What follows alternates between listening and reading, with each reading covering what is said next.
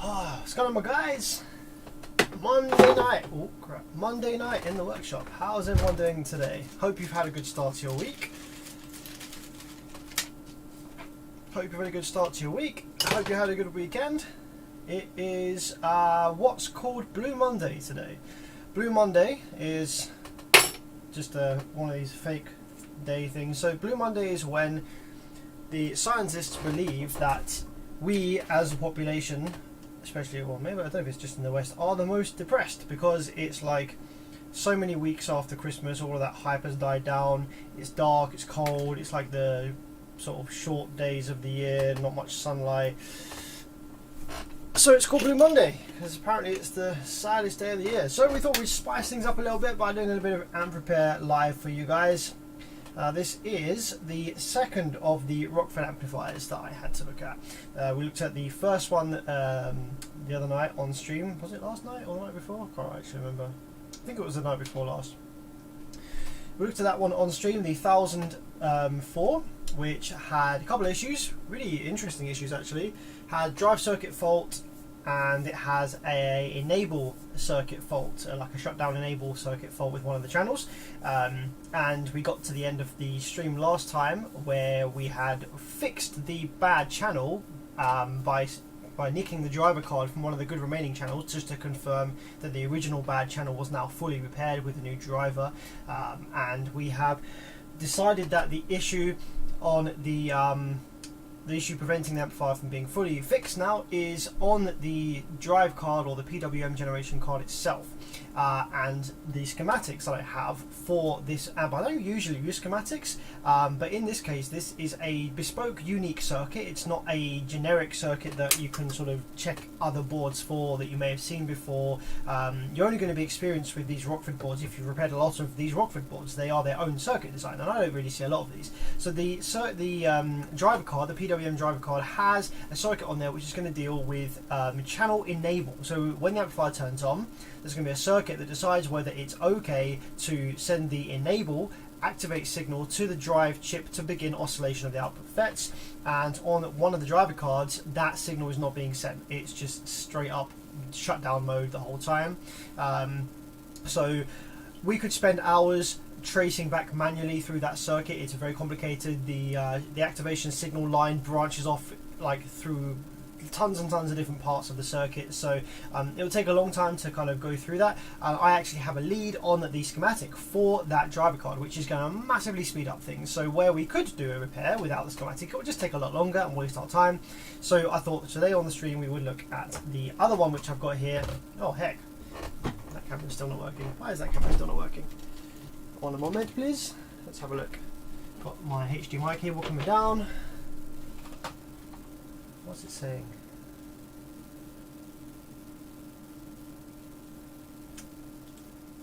Give us a minute.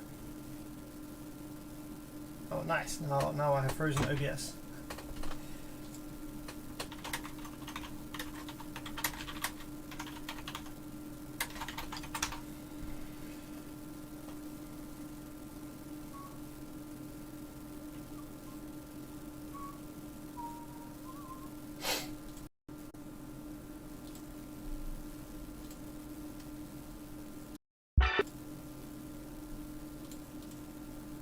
One, two. Okay, sorry guys, I'm having a bit of a problem with OBS this evening. Just to start off the stream, having a bit of OBS issues. So give me a sec. Alright, why is that not working?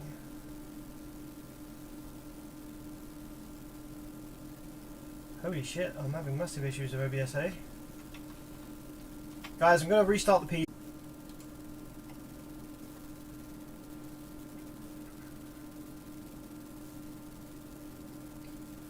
Okay guys, should be back. For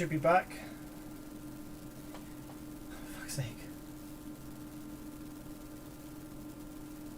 Right, hold on a sec. Pop out chat. Let me just set this back up again. Ah, my days.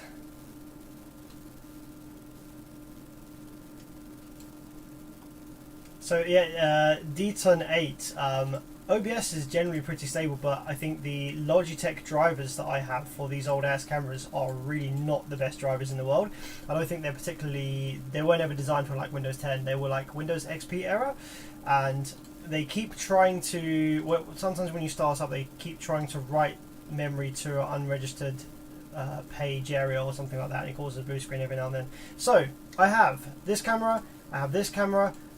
Yay! I have this camera now. Fantastic. Okay, we have hat cam, we have the scope cam. Okay, all is good in the hood. We are ready to roll. Okay. So anyway, like I was trying to say, we have the smaller version of the amp from the other night on the bench this evening. We have the little 800 watt 4-channel. It's only a little bit smaller. They're just scaled slightly. So let's take a quick peek at this one and see what's going on in the smaller 800 watt 4-channel. This is the same Class D circuit. We have 4 of the driver cards here. Actually, you know what? If I need parts for this one, I could actually just steal one of these driver cards and whack it in the 1000, because it's going to be the exact same part, just so I can get the 1000 assembled and back up and running again, and then just work on this 800 as like a separate thing. You know, same thing as before. Anyway, so what's going on in here then? For the first thing we can see is this rail cap has lost its top and it is bulging. That boy be packing. Wow. So this is actually pretty uncommon. It is quite rare for the rail capacitors themselves to fail. Like, the amount of amplifiers that I repair every week, I rarely ever come across failed rail capacitors. And the thing that can cause rail capacitors to fail, obviously they can just fail by themselves. Capacitor can just fail over time. They don't like heat and cool cycles. They don't like being left for a long time without being powered. But also, if an output FET fails in a specific way, or a drive circuit fails in a specific way, it can create what's called a flyback effect on the output inductor. So you can actually use an inductor with a bunch of with a MOSFET and some drive circuitry and a capacitor as a voltage booster. So you can start off with, say, 12 volts, and you can use a sort of flyback circuit to create a much higher voltage than 12 volts. And if a output section MOSFET or driver fails in a certain way and provides the MOSFET with the similar kind of signals that you'd find in a flyback power supply, then you can actually end up with a scenario where the rail voltage starts climbing to the sky way higher than it ever should do, and it can damage the rail capacitors, it can blow the other FETs, it can damage drive circuit components, anything that uses the rail voltage. It can damage it because it soars to a region it was never intended to be at. So we know for a start we've got to replace the rail cap, I guess, before we do anything more. So let's take this board apart and see what other damage we can find that's maybe caused that, or what other damage there is as a result of that. So start pulling the clamps off and have a look. What's going on in the chat? Oh, we have this guy here, Tamzolinadan. Hi guys, me is new. Does he keep saying that? Yeah. Let's give him a cheeky mute for a bit. Go into spam jail. Bonk. Bonk. Go to spam jail. If he comes back after 300 seconds and says the same thing again, then we will do a ban, because that sounds like bot to me. Rockford makes great amps, last for many years. Yeah, I agree. Rockford are definitely some of the highest quality PCBs and assemblies that I've seen from these these higher end. The prime stuff, not so much. The prime stuff is just modified generic circuits, but yeah, definitely some of the nicest assembly quality and some of the nicest circuit designs I've seen in car audio, at least anyway.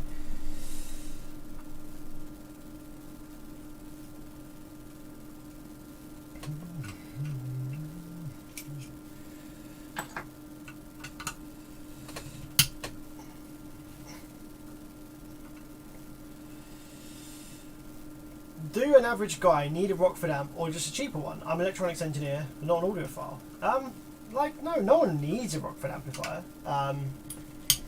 There's a lot to say for the fact that car audio, like I said this in the last stream, you know, a vehicle is like the worst environment for listening to audio acoustically and stuff like that. So what does Rockford Fosgate amplifiers give you over and above a cheaper amplifier? Well, depending on obviously what cheaper amplifier is and what the specs are and stuff, it may have a nicer sound.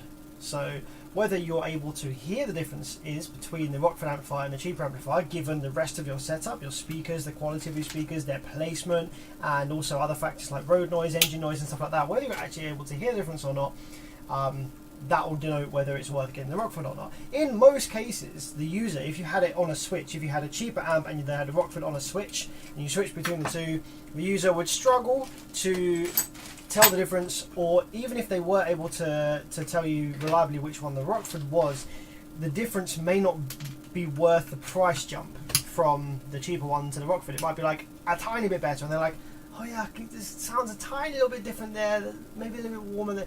But maybe it's not worth 4 times the price, for example. But what else do you get going from Rockford? You generally will get a much better build quality, so you get an amplifier that lasts longer, that's more resilient to vibration damage, vibration from not just from the subs but also from road. It's more resilient to the temperature changes in the vehicle that can cause stress on components like capacitors and stuff like that. You get a nice looking, rugged amplifier, something that can deal with transients a lot better. Yeah, it's just a really nice piece of kit. But what do you get over and above the cheap one, other than a nicer sound and better reliability? Well, that's really it, isn't it? It either sounds better or it doesn't, and it either lasts longer or it doesn't. If the cheap one sounds as good and lasts as long, then really, what is the benefit? You know, what else? What's left?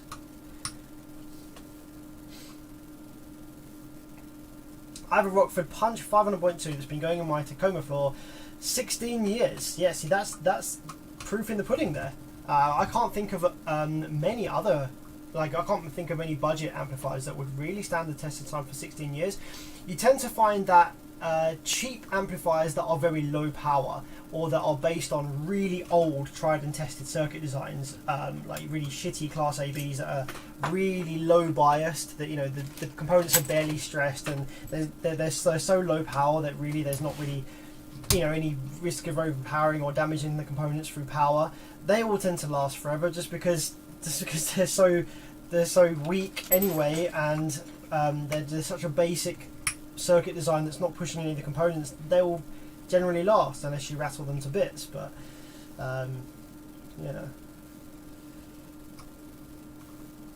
what's up, guys? Thanks for everyone jumping in the live chat. I see you, I see every one of you, even if I don't necessarily reply or shout you out. I see every one of you. I have a problem amplifier, it come on but no sound coming out. Clean the switches first. If it has switches on the side for low pass filter or for phase or any physical mechanical switch on the side of the amp, give that a good old clean with some isopropyl alcohol first, because that is the most common cause for amplifier coming on but no sound. If you've done that and you still have no sound, then start looking at the circuit. Start following the sine wave through the preamp circuit. Check if it's Class D, check that you have Class D switching. If it's Class AB, check that you have the sine wave on the transistor legs. If you don't, then follow it back through the drive circuit and see where you lose it.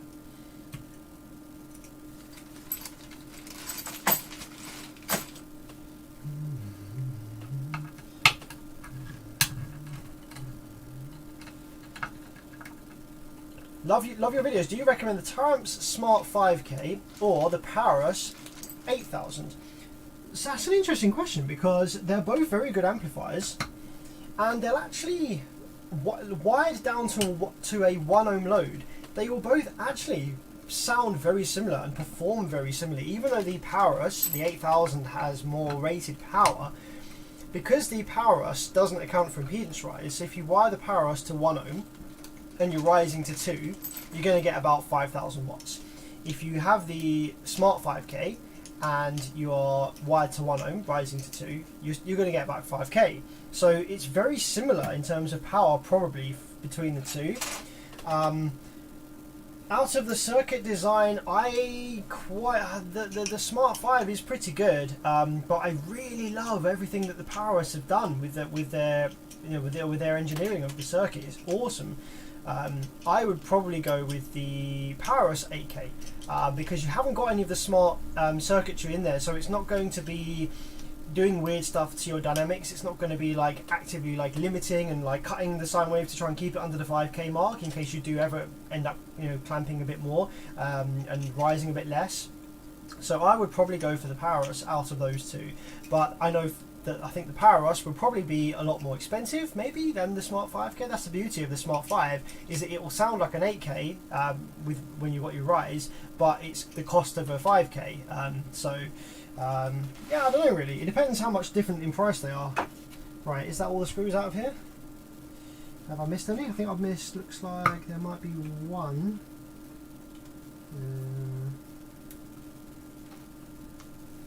Where's the screw that I've missed? I can feel it. Maybe on the underside? No. Ah, there it is. There's one screw right in here. It's completely covered by adhesive there. See if I can just shove my my end in it through the adhesive. Very, very soft kind of mastic this. So yeah, there we go.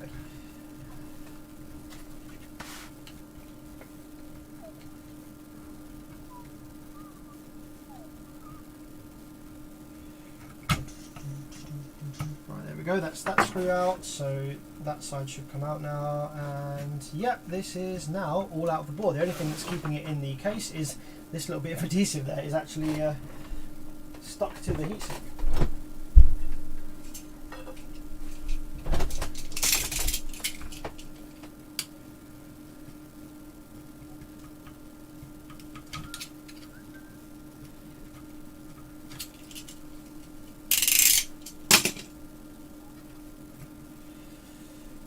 Okay, there we go. There she is. She is out. So this is just the same circuit as the 1000 that we were looking at last night, or the other night. Get lost with my days. It's just a scaled down version of the 1000 watt version. So if we take a look at the board, you can see here that we have our 4 output channels, each of them having their own PWM generation and drive board on the back, on the top of the board here, sorry. Got output filter inductors for each of the channels. You've got 2 MOSFETs per channel, one high side, one low side, and the MOSFETs used in this one are IRFB 4115. So very modern, high power, low RDS MOSFETs, really, really awesome FETs these. They're used in a lot of Brazilian stuff these days as well, but I think these amps are not new, so that's pretty cool. On the back here we have the same drive circuit as in the 1000. We have the final driver, which is the IRS20124S, which is now an end-of-line driver. You can't get this anymore. I found a few on eBay for like £10 each, which is ridiculously expensive, but you've got to do what you've got to do. There's none available anywhere else, so that's all we can really do.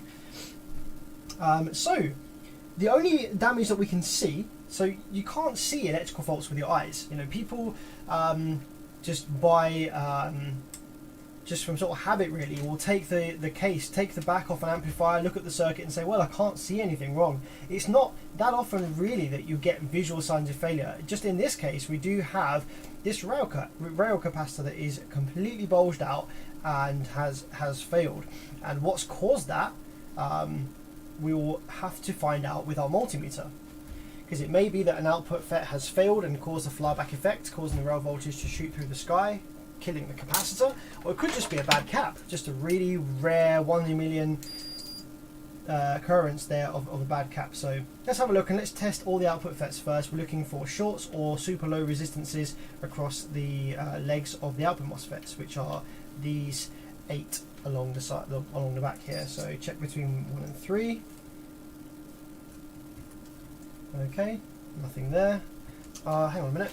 I usually have a camera for my multimeter. Let me just try and plug that in. Seems to have been unplugged.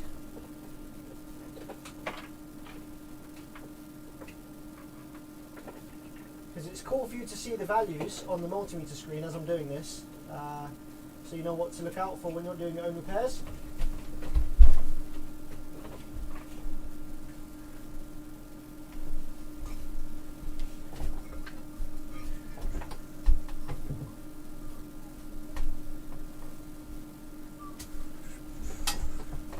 Daniel, thanks for the 10. Looking forward to a remote repair stream on Sat. Yeah, it's going to be awesome. I'm going to be doing some remote repairs. So some guys in the States have got some amplifiers and they've got some kit. They've got some decent repair equipment, soldering iron, oscilloscope, power supply, stuff like that. But they don't necessarily have the experience to complete a fully successful repair. So what I'm going to do is do a video call and live stream it for you guys so we can see a remote repair. See if I can help someone fix an amplifier remotely from halfway across the world, which would be pretty cool. So now that that's that camera plugged in, I should be able to go ahead and activate it so that y'all can see what my multimeter sees. There we go. Right. So no shorts on this one here. No shorts on this one here. It would be cool if these aren't shorted. It'd be nice if they weren't, because they're quite expensive, these FETs, and that would mean I'd have to buy another driver probably. Looking good. Okay. So there's no shorted output FETs, which is a good thing.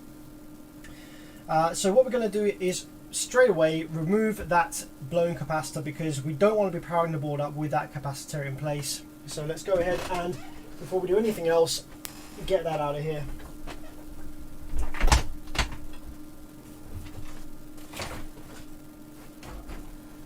So let's wait for the old 200 watt soldering iron to heat up, because these boards have a massively high thermal mass. If you were here the other night, you saw how much heat they like to hold on to. And just while the soldering iron's heating up, it's a good idea to preheat the board with, you can use a heat gun. Just get some heat into the board itself so that it doesn't steal as much of your heat from your iron as it otherwise would do.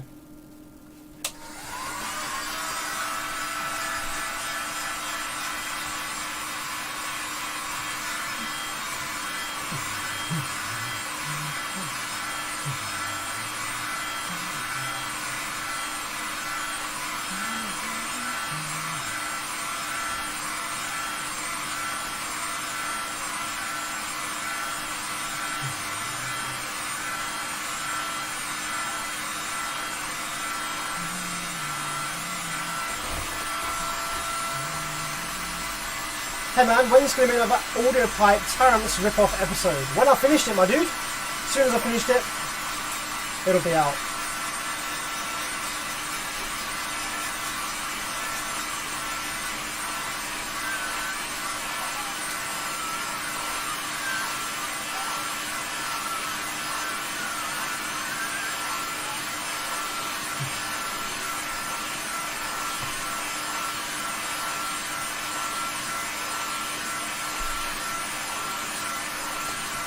Bevis, did you ever hear of low melt solder? Yeah, I've heard of it. I never bothered to use it though.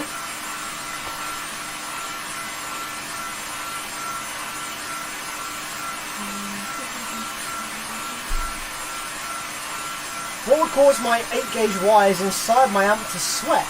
So you mean like they're getting wet? I think that's probably just condensation. Inside of amplifiers you can also have this kind of oily residue. It comes out of the thermal paste. So thermal paste, over time as it gets old, it can separate the oils from the actual paste stuff. So you can have this kind of oily residue inside of amp sometimes. It's just coming out of the thermal paste. Really stupid question, did you ever complete the amp you're doing for Big D? I'm currently still working on it. It's a very time-consuming project, and I've got a lot of work, like actual proper work on at the moment, so as soon as it's finished I'll release the video for it.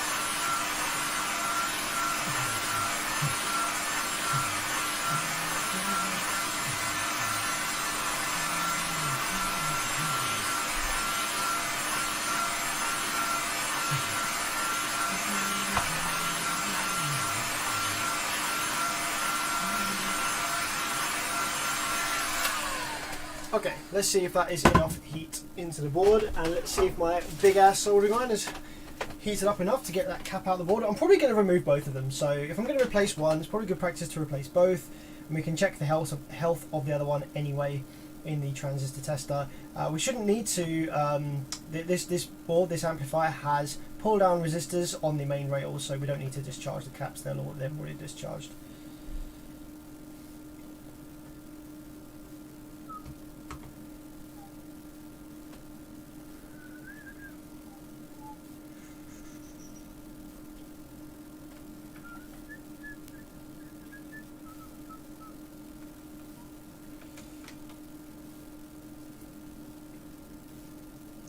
about seeing what was wrong with the Alpine H *** small subwoofer amp I sent you a year ago. What one was that, buddy? Alpine... The Alpine what? H? Did you type the stars, or did YouTube censor something that it thought was naughty? Yeah, tell me the model number of that, and because I've got a lot of Alpine stuff in. I've got some Alpine stuff that's just like as parts now, because Alpine stuff can be incredibly difficult to repair.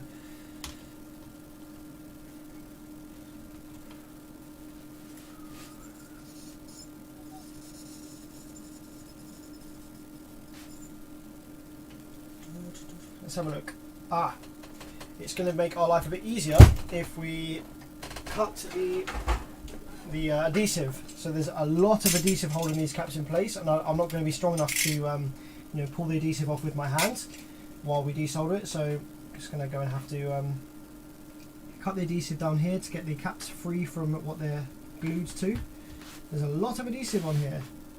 Should be pretty resilient against vibration damage, this board. Everything is mounted and seated incredibly well.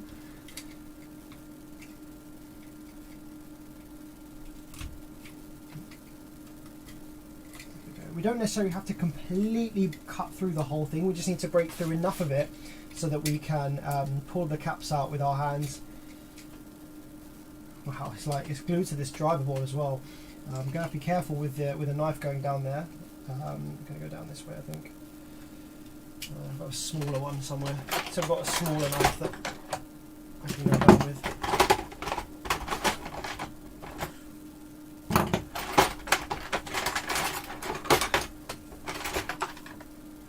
I do have a smaller knife somewhere.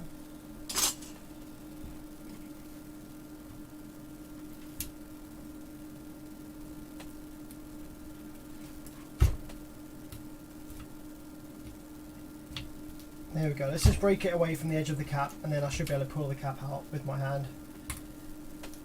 Just break some of the surface area away from that adhesive. Now, I don't want to pull any of the components off of this board, because these boards have components on both sides, so just need to be a little careful of that.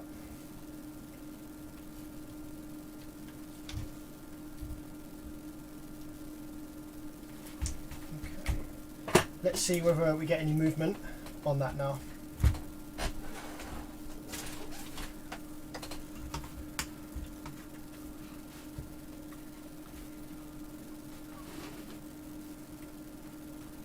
Isopropyl alcohol loosens hot glue. But this is not hot glue. This is a proper silicon mastic adhesive type stuff. It's not just hot glue.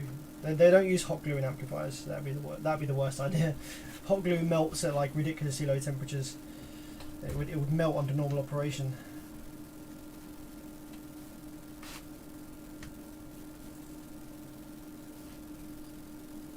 Use hot air to melt that glue. It's not going to be hot enough. That glue is silicon based.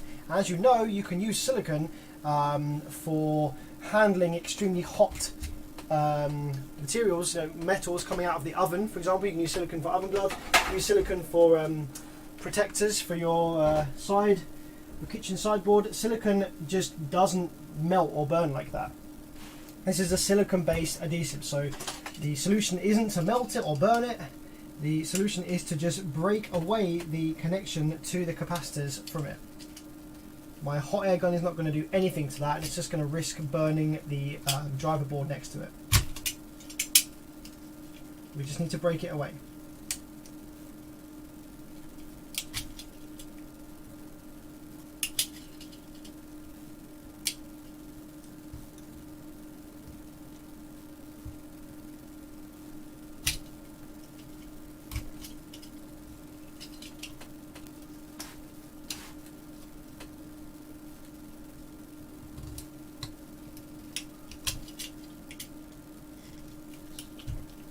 We just need to leave the minimum amount of surface area of the glue that's actually sticking the caps together, so that we can pull it off with our hands once we've desoldered the legs.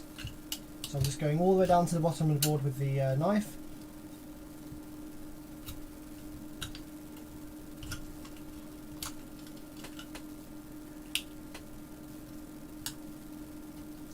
Okay, let's try that again. use hot air to soften it. It's not going to work. You see how deep that goes?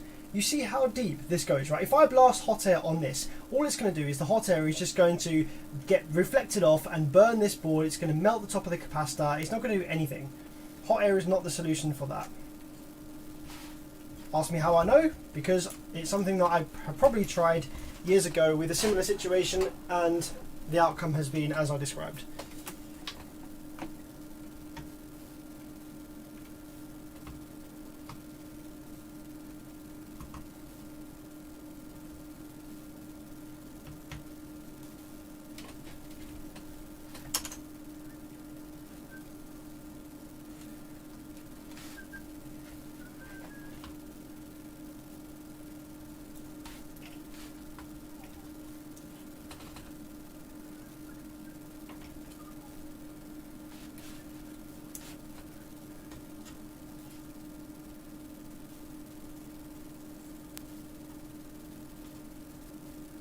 Okay, cool, we've got some walking movement on this first cap here, so I've pulled it slightly towards me.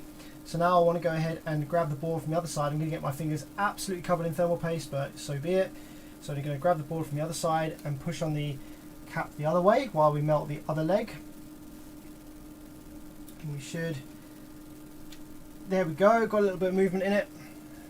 Look at my hands, absolutely covered in thermal paste now. Now I'm going to walk away. I could clean the thermal paste off of the FETs there, the old thermal paste, so I don't get covered in it. Now I'm just going to walk it back slightly towards me. It's like a millimetre at a time. Be patient with it and it'll be fine. There we go. Millimetre towards me. Grab it the other side. Push it away.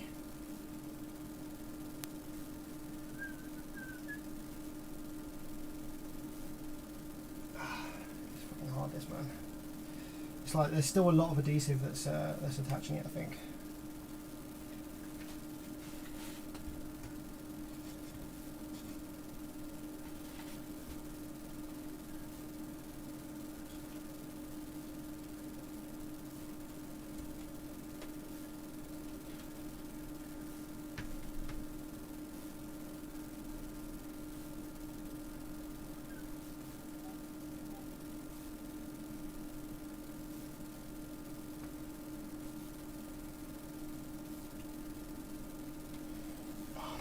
It's a combination of the fucking caps being glued in so tightly and the board being such high thermal mass.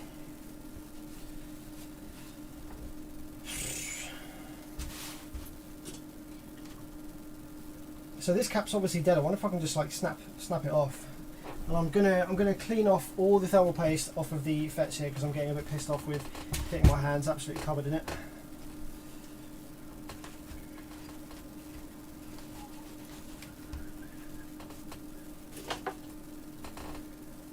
It came with all this adhesive from factory. Yeah, this is stock factory style.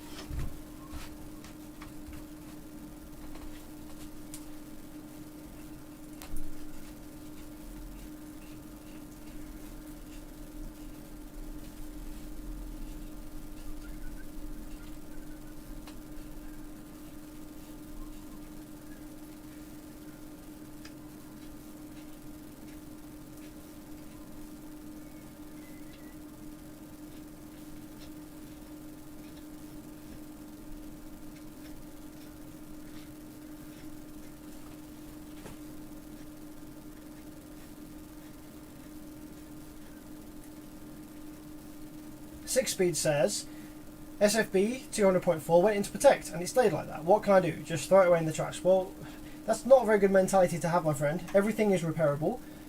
Every single thing in the world is repairable if you give enough time and money. And with the Sundown Full Bridge, they are very easy to repair. And there's lots of technicians dotted all over the world, in the States, in different parts of the world, in Europe, in Africa, in Australia. I think even there's a couple of techs. In the UK, you got myself. So don't throw it away. Throwing it away is just the lazy, silly 21st century thing to do. Ah, it's broken, throw it away. Don't throw it away. If you really don't want to get it fixed, then sell it for parts, and somebody who can fix it or that's willing to pay for the fix will pick it up and get it fixed.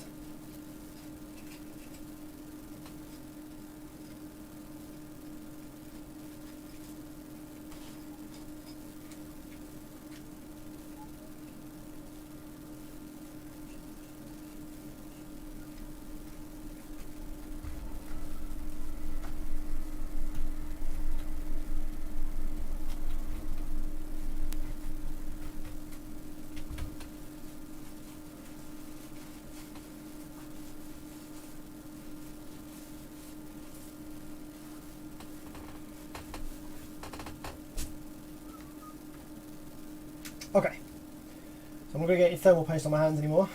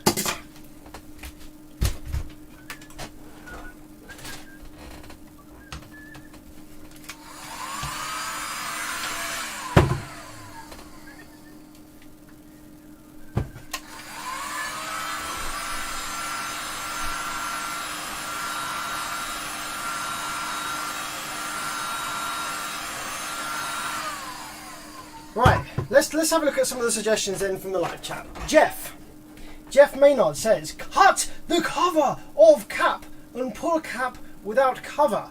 So the reason for that is that the cover is the thing that is connected to the adhesive and not the cap. So that might not be a bad idea, but the cover is being held in place by the adhesive, and so I don't know whether I'm going to get enough wiggle room around it. And I don't even know if I can cut the cover off enough with the adhesive in place. So let's do that. And also the cover is actually attached at the bottom of the capacitor as well, like you see here. So I'm not going to be able to pull the cover off really. I don't know if I'm going to be able to pull the cap out of the cover, but that's about as much as the cover as I can get off. So let's give that a go and just see whether it comes out of the cover or whether it comes out with the cover.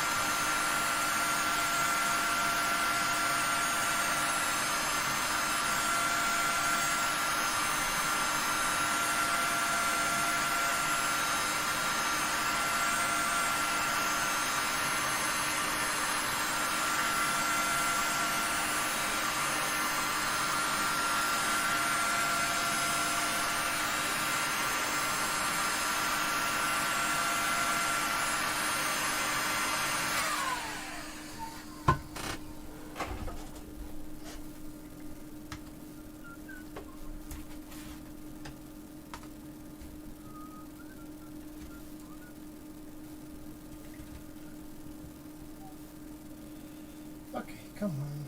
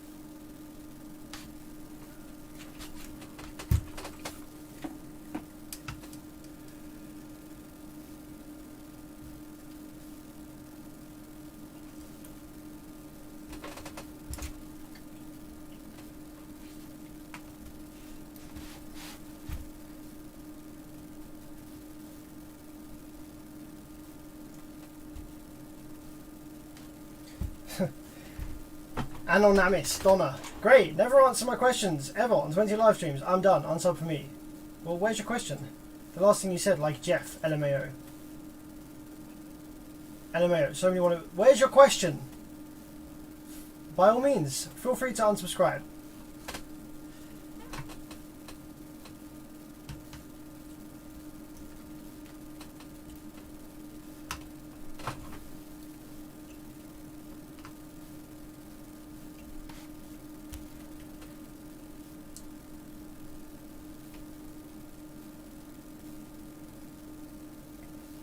Hi Sam, use chip quick to get those big caps off. Use the heat gun to keep it molten. So this is the chip quick that I have. I assume you mean flux. I have chip quick flux. Is that what you mean?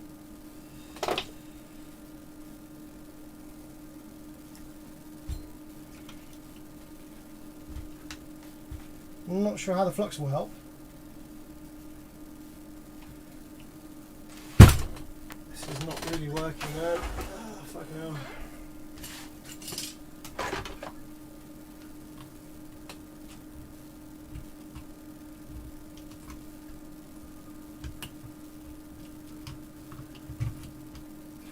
To be honest, this capacitor is toast anyway, so we could just like pull the cap off because the cap is toast anyway. But I don't want to like pull any traces really. Like the traces are pretty thick on it, so they shouldn't come off. But if I give it a twist won't pull the traces, but it should break the cap legs because it's toast anyway.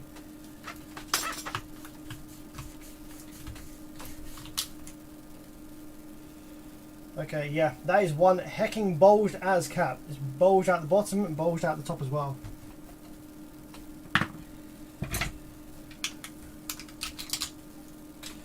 Right, that's given us a bit of room now. We should be able to get the other one out now that that cap's out. Sam, did Tony Moore used to work as an engineer for Rockford? I don't know, that's a good question. Probably. Like, he's done a lot of stuff, Tony, over the years. He might have done. I don't really know. I'm not super old school, so...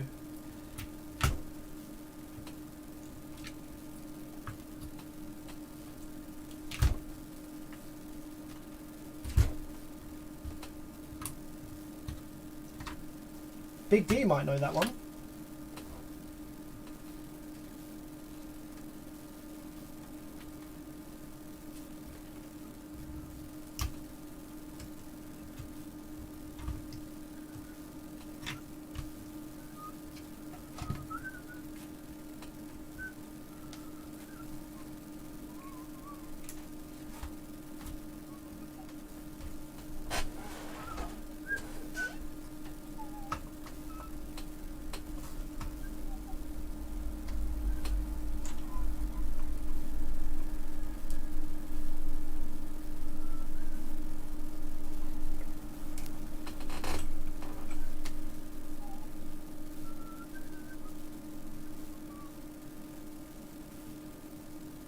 Did the Ampy upgrade ever make it to Big D? I haven't finished it yet. I wish people would stop asking. Yes, I know it's been a long time since I have released a video on the amp upgrade, but it is something that I'm working on in between working on amps that I need to work on to make a living. So this is my career, my job, and I'll work on the amp upgrade in between times, and it's been very busy lately, so I haven't really had a great deal of time to work on the amp upgrade, but it is something that I am working on as and when in my free time.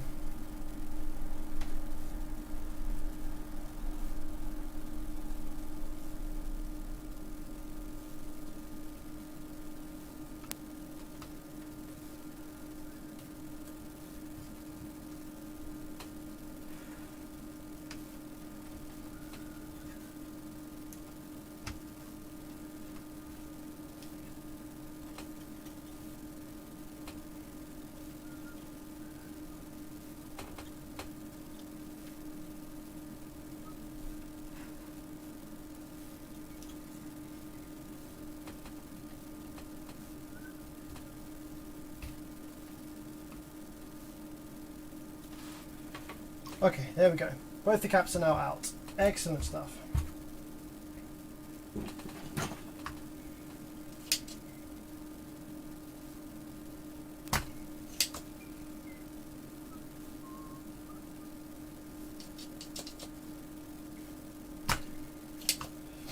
Like this amp is marketed. I think it's Clean D. I think someone's saying in the live chat. So yes, it is all marketing. There's nothing different really about this Class D amplifier. But I can understand Rockford wanting to inform the average user in one way or another that they have that their amplifier is not just your run-of-the-mill generic circuited Class D 4-inch.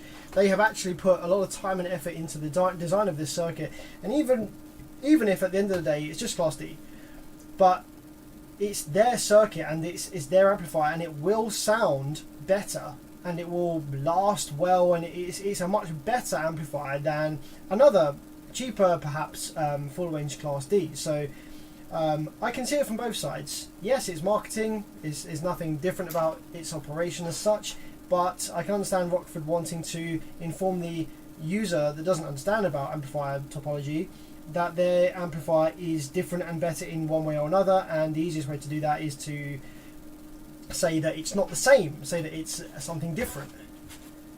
You know, a different type of technology. Even if it's technically not, I can kind of understand where they're coming from.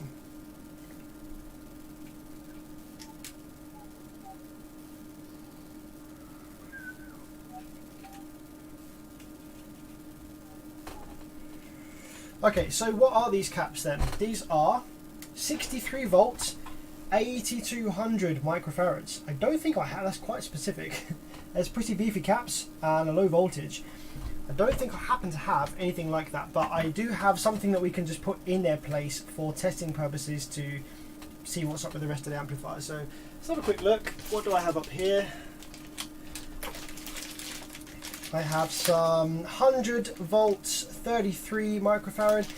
I don't really need to put anything that big in. I can just put some smaller caps in there in place for the time being, just to kind of act as some filtering. We're not actually driving the amplifier under any load or anything like that. So we can just put some caps in for the meantime, just so that there is at least some capacitance on the rails, and power the amplifier up just to confirm operation of the rest of the circuit. So let's see what we've got.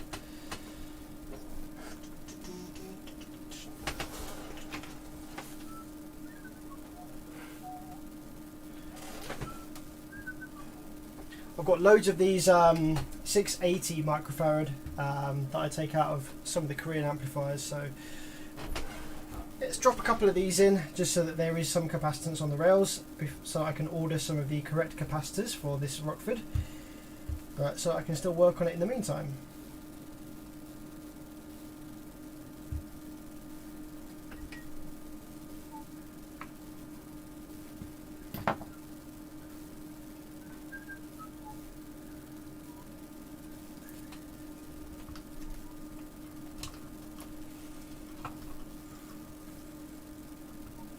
Rob C, evening, how's it going, man? In relation to caps, what would be a good upgrade for the ones in it? Like these are going to be about as best as you can get. So this is a Class D amplifier, okay? And with Class D, the audio output wave is not directly applied to the rail voltage like it is in Class AB. So with Class AB, if you've got a bit of noise on the rail voltage, then that is going to directly be heard on the speaker. However, in Class D it's not quite the same as that, because the sine wave is built up with pulses switched on the rail. So a bit of noise on the rail isn't going to translate as much as it would do in Class AB. Like these, what are these caps anyway? I'm not like a cap connoisseur. I don't really know all of the brands of caps and which ones are good, but this is a Leylon cap. I've no idea if they're like super good or not, but it's pretty beefy.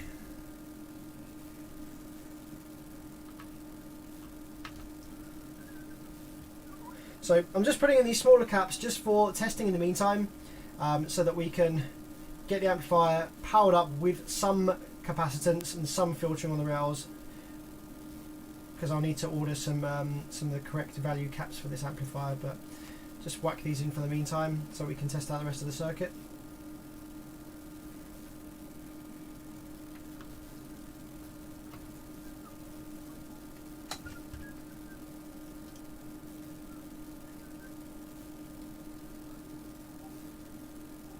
Can you upgrade the components in a cheaper amplifier to make it better? You can, but you'll end up spending as much money or time as it would just to buy a bigger amplifier in the first place, so it's not really worth it.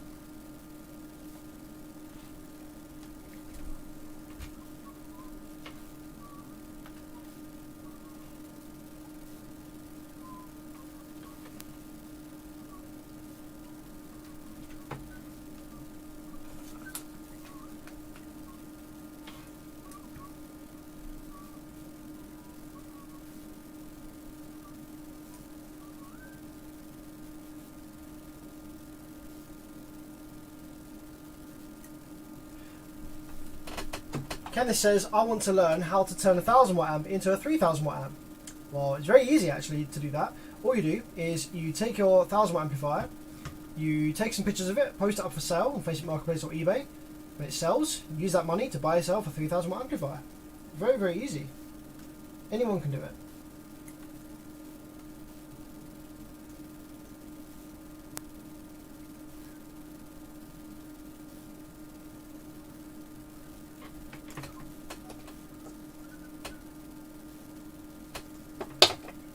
Have you figured out the Sony amp from the stream last month? I haven't actually ordered the resistors for it yet. It's on my list of things to do when I run out of like main work to do. I think it'd be a really fun stream because it was good fun, that one. So yeah, we will revisit the Sony with the resistors in the protection circuit, but just not yet.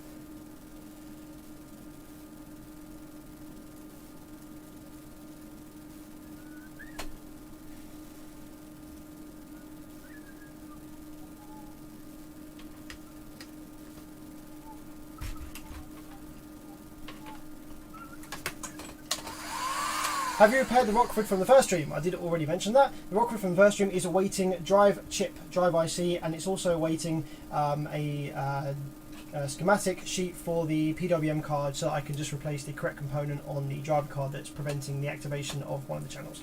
But the channel that it came in with dead is repaired and working. So just a couple of last little niggly bits and waiting for the part to arrive, and then it's fixed.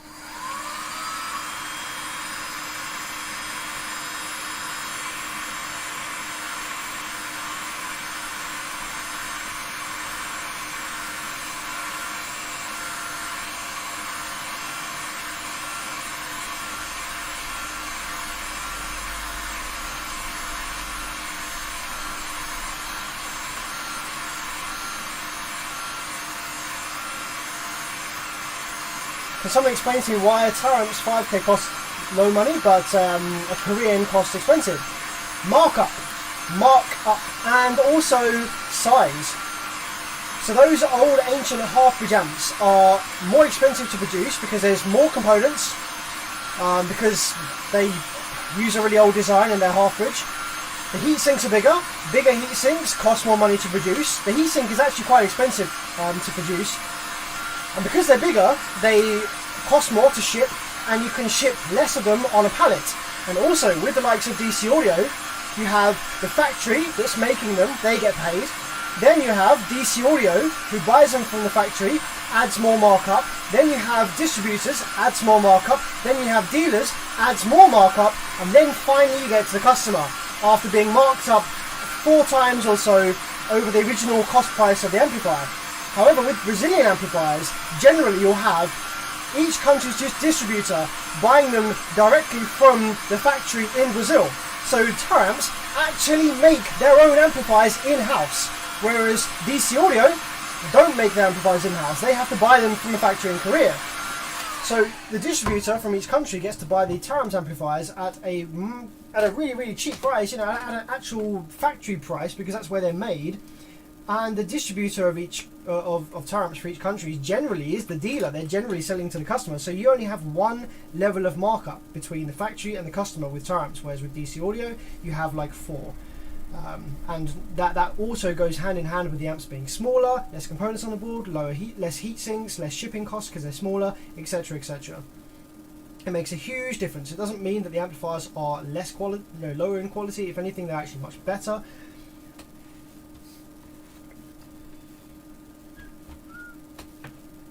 Why do you preheat? Because this board sucks all the heat away from my soldering line the second I touch it, because it's such a high thermal mass board.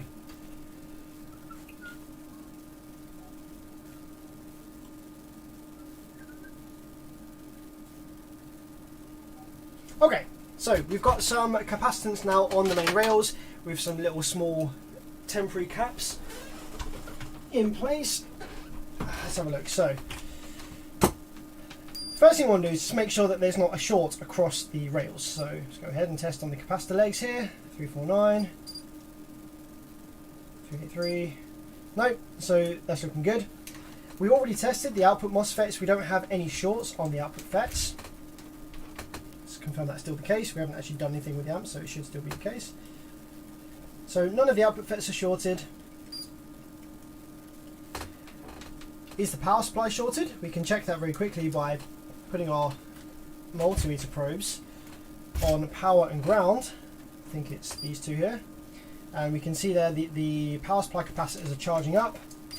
And we have no short, which means that the power supply MOSFETs are probably fine. Let's just angle those out a little bit. There's a little bit of green actually, which suggests water damage. I don't know if I can get the camera to zoom in on that. There's actually a little bit of green colour, and now this does suggest liquid, moisture, water ingress of some kind. I'm going to zoom in as much as I can over here. Let's go out a little bit.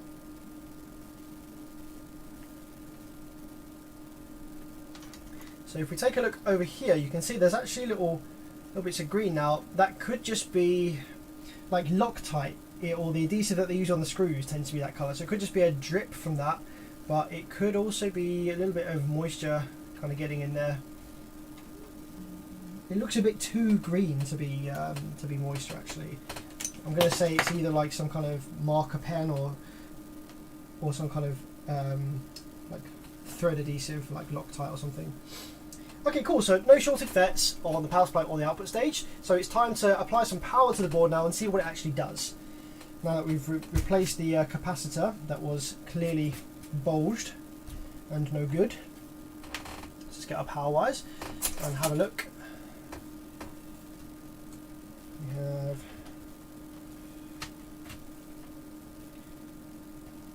a 12-volt ground and remote.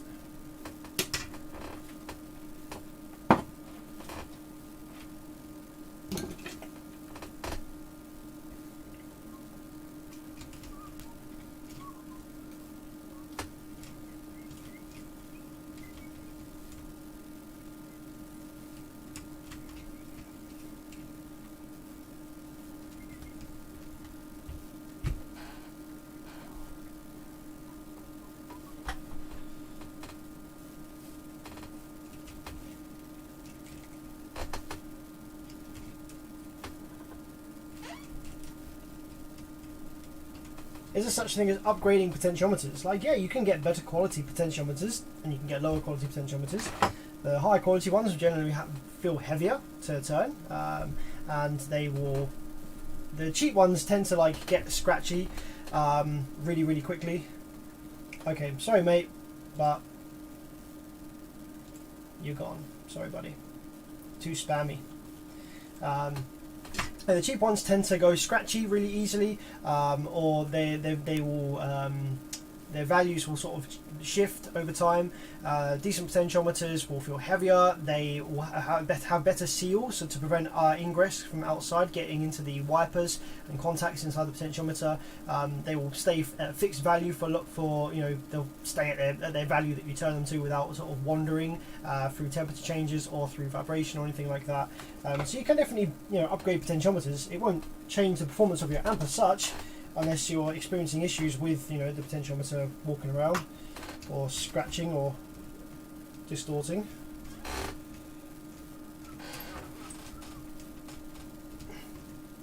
SFBs are always in for repair though. David's never had a Smart 3, that's correct. Yeah, Sundown Full Bridges are just a Chinese copy of the Sound Digital board, and they actually made some mistakes with when they were cloning it, when they were rebuilding the Sound Digital PCB in China. The components are of a lower quality. They make some really stupid component choices when they're making those. They're not very reliable at all. Whereas the Smart 3, yeah, I haven't had one of those in for repair yet at all.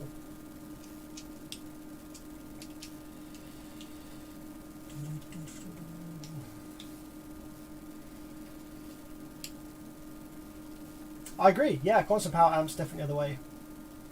Sam, I missed the initial problem with the amp. What are the issues? The only thing, we haven't actually powered it up yet, but one of the rail capacitors was bulged and fucked. It was like, yeah, you can, it's like, you can hear it, it's like just wobbling around in there. So we had a failed rail capacitor, but we don't know why that failed.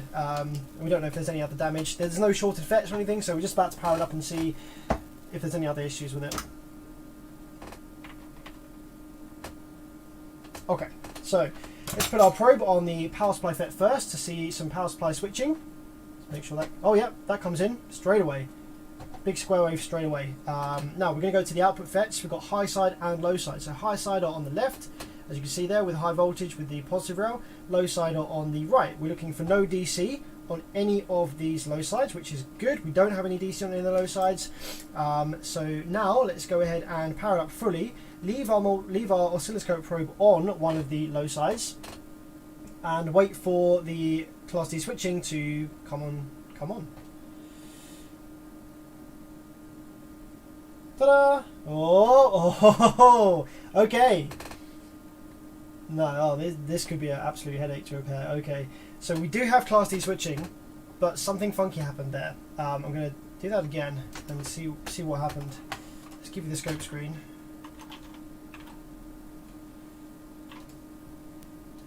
So I wonder if that's the same across all 4 channels. Let's probe lows. I'm going to probe a different low side this time. Power on. Class deactivates. Okay, that's stable, that one. But the channel that I probed first time around, which is this one on the right hand side. Actually, no, I'm going to flip my screen round. This is kind of backwards. I'm going to go transform, rotate 180 degrees. There we go, that's better. That's a much better view. So the one that I was probing first time was this low side over here on this channel, and it seemed to, the duty cycle shifted dramatically. It's not doing it now. Oh, we don't have switching on this channel here. There's no Class D switching on one of the channels. It's missing. From experience though, these amplifiers sometimes do need a bit of a kick start to get the Class D switching to come alive. So you can actually do that just by touching the RCAs a little bit. The RCA grounds create a tiny little bit of potential difference on the RCAs. You can, even just by touching the ring, you can create a little bit of potential difference, and it will kick-start the amplifier into operation. So let's have a go. Let's see whether that does anything. So I'm going to probe this one, which wasn't giving us any life. Oh, what the fuck's wrong with this thing? MIDI 2 key. Start. Yes. There we go. Minimize. Let's start it up again. Oh, yeah. That one is a problem. As you can see there, the duty cycle goes incredibly small. That one's correct. That one is not. Interesting. Okay. Now, I imagine that would actually put some DC offset onto the speaker terminal. So what we're going to do is find out which channel that is, which one of the speaker terminals that is. It could be that the inductor actually is either off the board or shorted. That would cause that kind of issue. A drive circuit fault would also cause that issue. So we're going to have to go ahead and probe a few things here to find out what the issue is there. First thing is I want to see what speaker terminal that channel relates to. I imagine it's probably going to be this one here perhaps. Yep, that's correct. So we have this channel here, which on the marking is rear left. So the rear left channel, if we probe that while the amplifier comes to life, we might have DC offset on that due to the duty cycle being really low. Oh wow, no, fuck. We get the full PWM come straight through to the speaker terminal. So that says to me, that says to me shorting inductor. Well, yeah, shorting inductor is the only thing I can think of there. Like the inductor should filter that out. The only other thing it could be is if the inductor is connected to the MOSFET there, but if the inductor isn't, like if there's nothing loading the inductor, so the inductor needs to have a load on the other side of it, and that load, I believe, correct me on this, that load I believe is given by either the capacitor here or the capacitor here. So you have on the output of the low side drain, which is creating the switch wave, that will be passed through the inductor, but then there'll also be a capacitor after the inductor. and that will load the inductor, I think, so that, because if you just have the inductor like floating in midair, so if you have the MOSFET with the switching on it, you connect it to the inductor, and then the other end of the inductor is just floating in midair. If you probe the other end of the inductor, you're still going to get the full switch wave, because the inductor needs to have a complete circuit to actually do its job, if you see what I'm saying. So would that have blown whatever was connected? Yeah, that would definitely, like a speaker would not be happy with that. You'd either get massive DC on the speaker, or the speaker's voice coil would be acting as the inductor, which would upset the channel. The MOSFETs might fail. Yeah, that's pretty bad.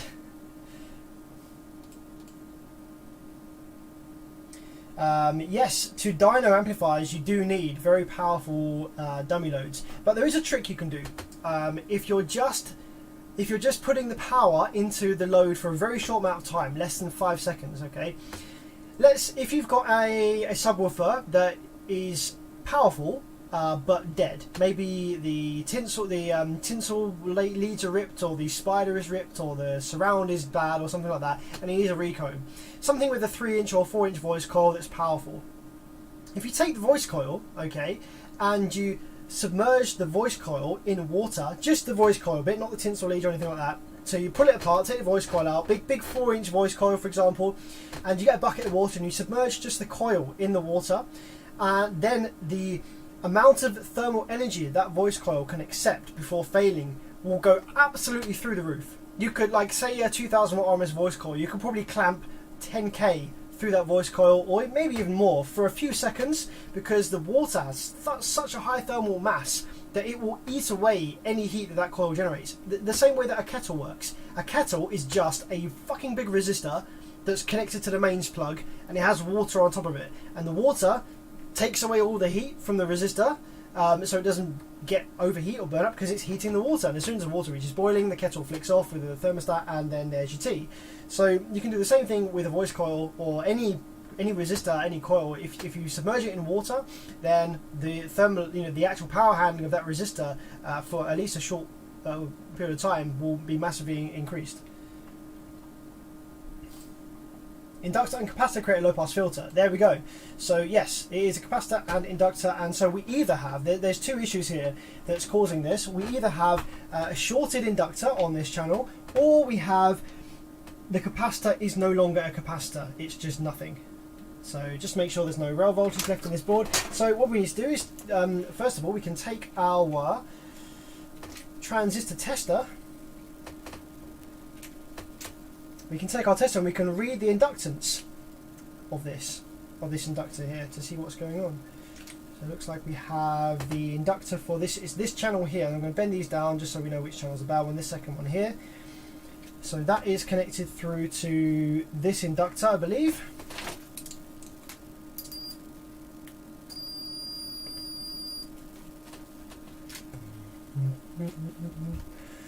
Yep, so we've got that one there, and that goes off to the speaker terminals for rear left, which is that one.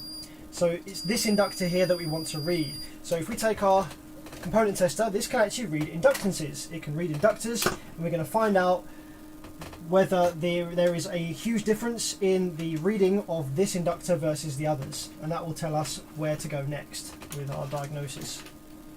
So let's just shove some random wires in here.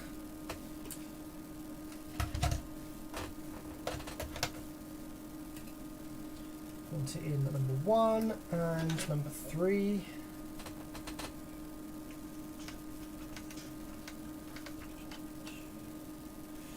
Okay, so let's power this on and select resistance inductance, which is that one. Okay, so first of all, let's check a good working channel to see what it should read as. Sometimes it takes this tester a while to come up with the inductance value, but not this time. We have 16 microhenries and 394.2 kilohertz. I'm not sure if that's like the resonance or the filter frequency.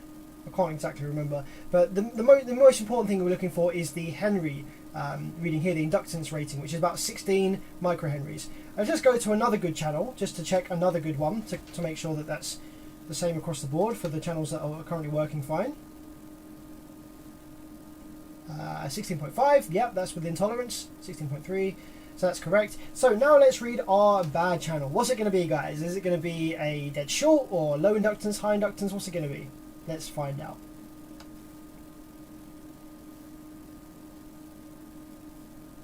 It's thinking about it. It doesn't actually know. Maybe I haven't got that quite. Oh, hang on. There we go. Maybe there was a bit of oxidization on there. It's really thinking about it. This is weird. It usually doesn't take that long. Like if it's a short, it will just show a resistance. Let me just scratch away, just in case there's a bit of like oxidization that's preventing this from making a decent contact. Let's just scratch away at that a little bit with the.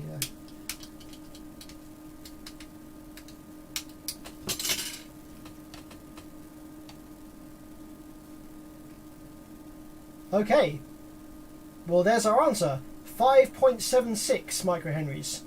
So we're about 10 microhenries off of the correct reading. So yeah, I would say that we have those inductor wines are shorting against each other, changing the inductor value, so it's not working anymore. The inductor is no longer functioning as intended. Let's go back to one of the working channels. Yeah, we have 16 microhenries. 396 kilohertz, and go back to the bad channel.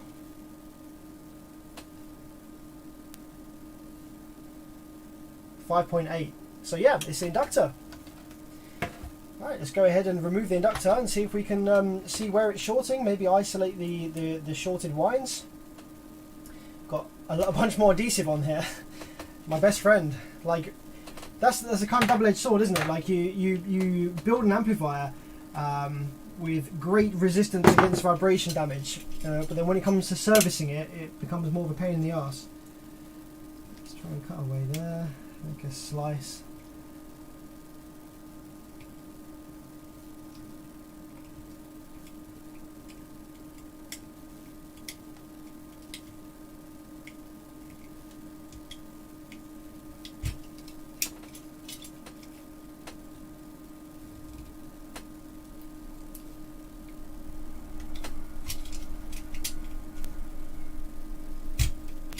So that actually further strengthens my original idea that the reason that this rail capacitor failed was due to a flyback effect of one of the channels, causing the rail voltage to dramatically increase further than it was ever intended to. So the IRFB 4115s, they have a voltage rating of 150 volts, if I remember correctly.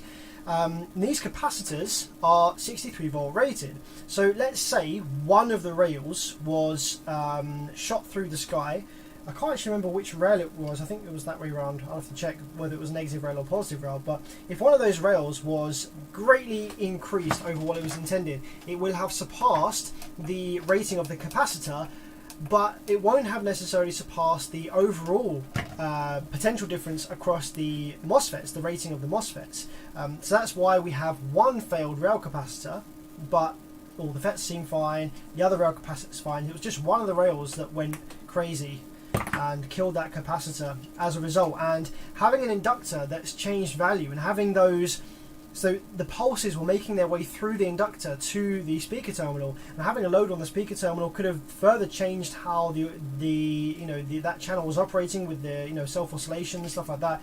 Could have very easily created an environment where flyback effect was present, causing the rail voltage to absolutely shoot through the sky and kill that capacitor there.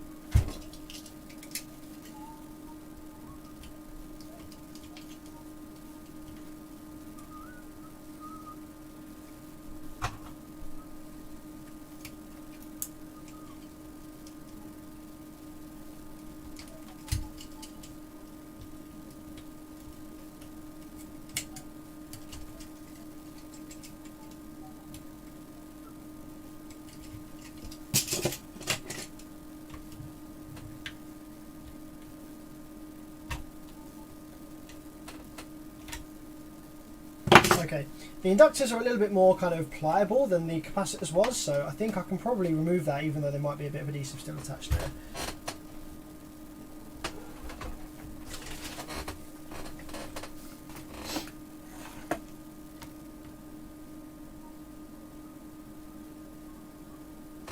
I'm just going to preheat this a little bit more before I start doing that.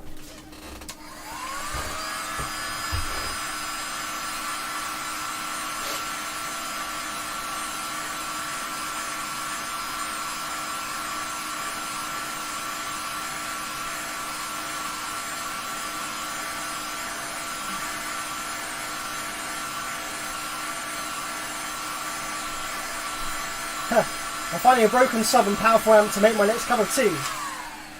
Would anybody like find that fun? To if I put up a quick little video of making a cup of tea from a big powerful amp with a voice coil in the water. I don't know if I'd want to drink it. Like the voice coil, the adhesives on the coil in the water, boiling water might leak some chemicals into the water, but it could be fun.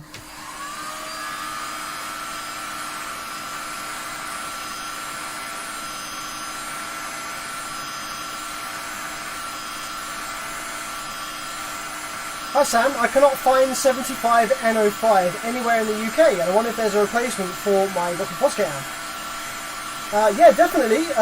75N05. Without looking that up, is that a 75 amp 50 volt MOSFET in the power supply? If it is, just replace it with 3205. IRF 3205. Easy, done.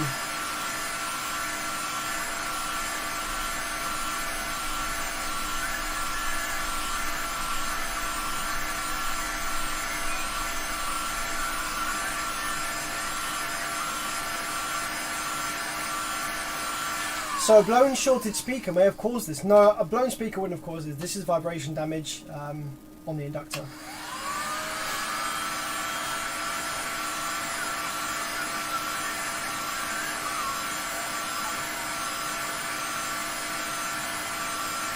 Do you think the PowerOS 8K is worth double the price of the Smart 5K? Nope, definitely not. The PowerOS 8K and the Smart 5K are both very good amplifiers. Out of the two of them, my favourite is the PowerOS, but it's not worth twice the cost of the Smart 5. So if the Smart 5 is half the price of the PowerOS, then definitely get the Smart 5.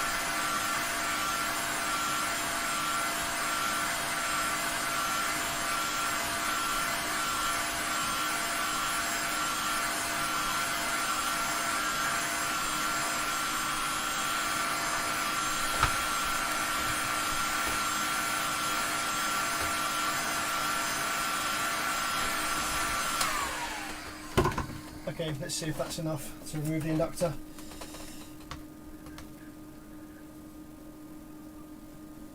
Okay, yeah, that's cooked up that leg nicely, and this one.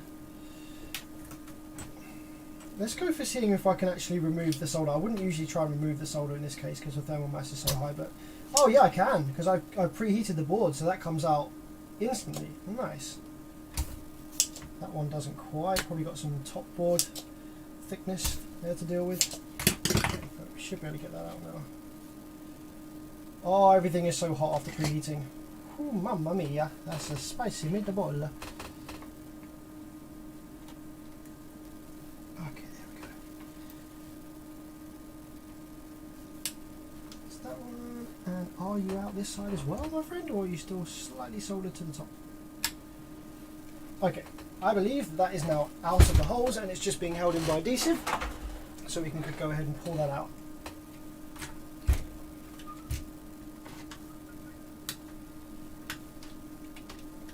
There we go. Okay, let's take a look at this and see if we can find where the short is. So I have manhandled this a bit now, so it's possible that the inductor is no longer shorting. Because we've kind of wiggled it around a bit, we might have disturbed the bit that was touching. But let's just see what it reads as out of the board. Now it will read differently out of the board versus in the board, and that goes for the good ones as well. They won't read the same as what they did in the board. But I just want to get an idea of what it reads out of the PCB. 0 ohms. It could just be this tester. This tester sometimes takes a while to kind of pick up on the fact that it's actually an inductor. We still have no reading, so oh, there we go, 58 microhenries, back to 0 again. Okay, so we know that there's definitely an issue on here, so I'm going to start peeling off the adhesive and let's take a look and see if we can see any rubbing, any shorting on the leads here that's going to be causing our problem with that channel.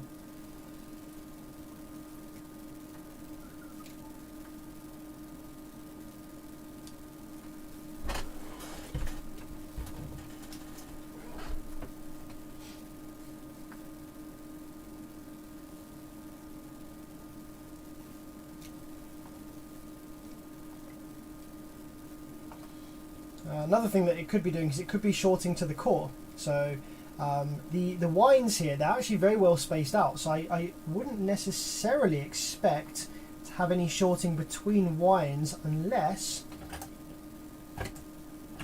just turn my tester off, switch off. There is actually a little lead there touching. I wonder whether that's been rubbing. There's a little bit of possible rubbing there.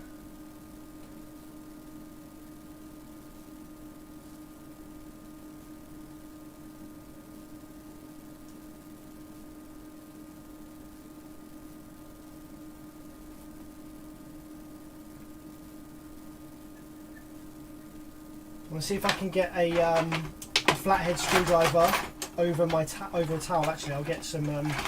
I'll get the head of these tweezers, and I'll put it over some material so I don't risk scratching off the insulation here. I'm just going to pry these wines away from each other a little bit.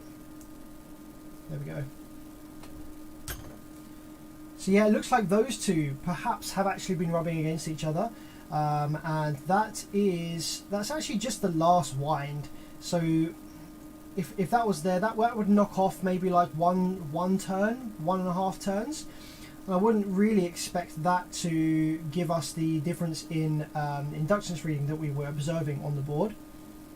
So I want to also look for. I want to try and maybe move some of these out of the way a little bit. Maybe it's shorting through the core. I'm not really seeing anything. What would be a good thing to do would be to remove one of the inductors of the good working known channel, so we can read that out of the PCB as well and see what it reads and compare the two. Because it might actually be the case that the inductor is fine, and the difference in the inductance reading we were reading across it is actually as a result of some other component on the board being failed, like for example the capacitor.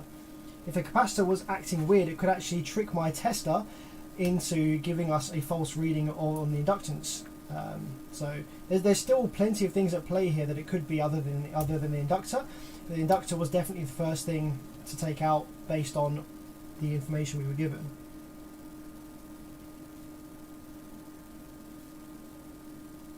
Like, it's just a single wind around there. I don't really see how any of these would have been rubbing, unless it is to the core, but they're very well seated on here. These wines, there's not really any movement on them at all. So I'd be surprised if that was shorting through to the core.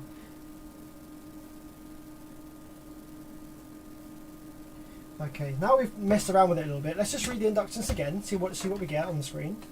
And then I think what we're going to do is we're going to remove one of the other inductors from the good channel and compare that out of the board. See what that reads as.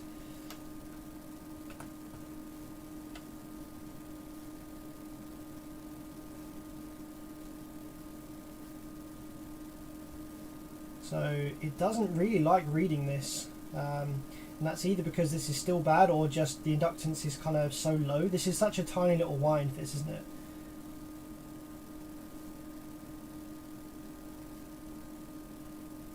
Like, these testers are cool, but sometimes with inductors they take a while to either pick up on the reading or to read it in the first place.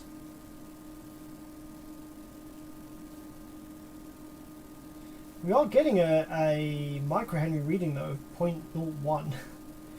Yeah, I'm going to go ahead and remove one of the inductors on the other channels and just compare readings, and then I'll be able to swap them over as well. So we put this inductor up here on the bench so we know which one's the one that came out of the bad channel, and go ahead and pull one of these ones out. Let's pull this one out because it's going to be easiest to get to.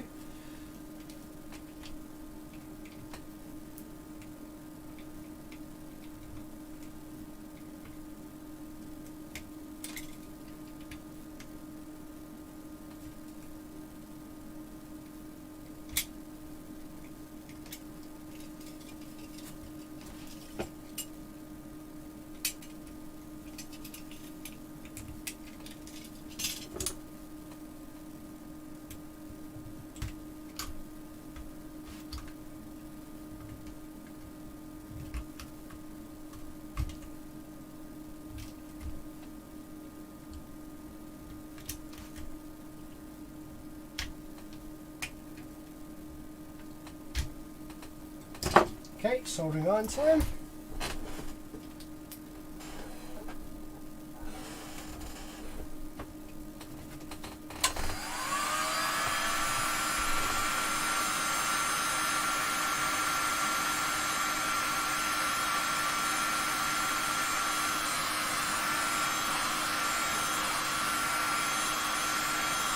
Do you use anything on the tip of your solder sockets?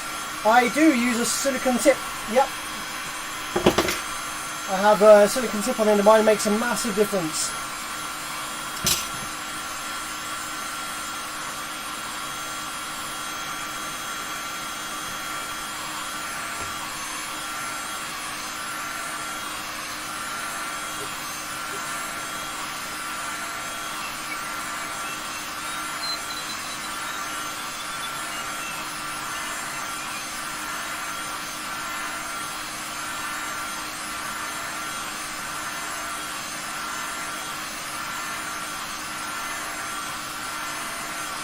Sarah Connett, hello David, hope you're having a nice night. Thank you very much, having a great time.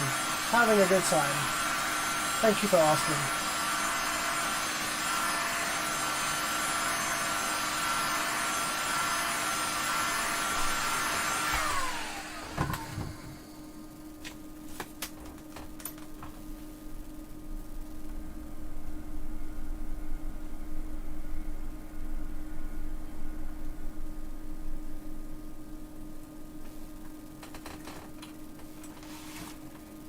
And we're going to be able to get out with the sucker like I did with the first one.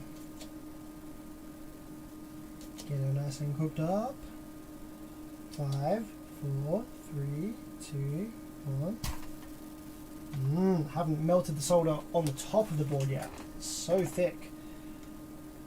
Need to hold it there for a bit longer. And when you see it bubbling a little bit, it's generally coming through. Ah, there we go. Now it's wobbling around. Should be able to suck it through from the top. Yeah, that's most of it through. There is a nice gap there now. Okay, let's go there. This one is right up against these surface mount components, and my soldering iron is chunky, so I need to be a little bit careful.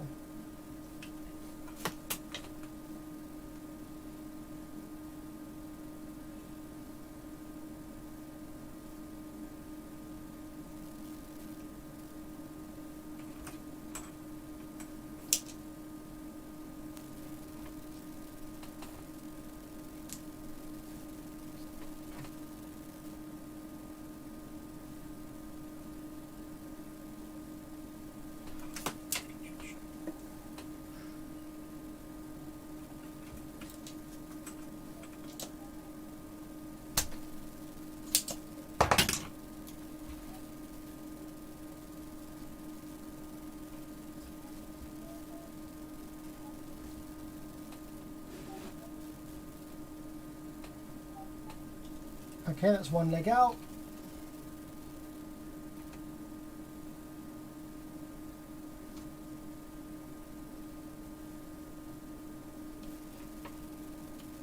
Lots of leg room on the other side.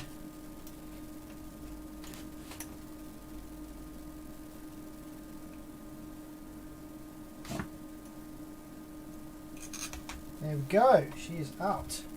Okay, so now we've got two out. We've got one from the bad channel and one from a good working channel, so we can go ahead and compare their readings off the PCB, not being influenced by anything else on the board, and see what readings we have. So this is the good one, just pulled off. Got a funky feeling that it's actually just going to read the same, going to read like 0.01. Yeah, there we go. 0.01. So it is very, very low inductance off the board, and it relies on other parts of the PCB. This reader's not really going to read it. So, okay, now, because I have both of the inductors off of the board, okay, one cool thing I could do is actually, with it still in inductance mode, let's go and see what does the tester think there is between these two now empty pads where the inductor was.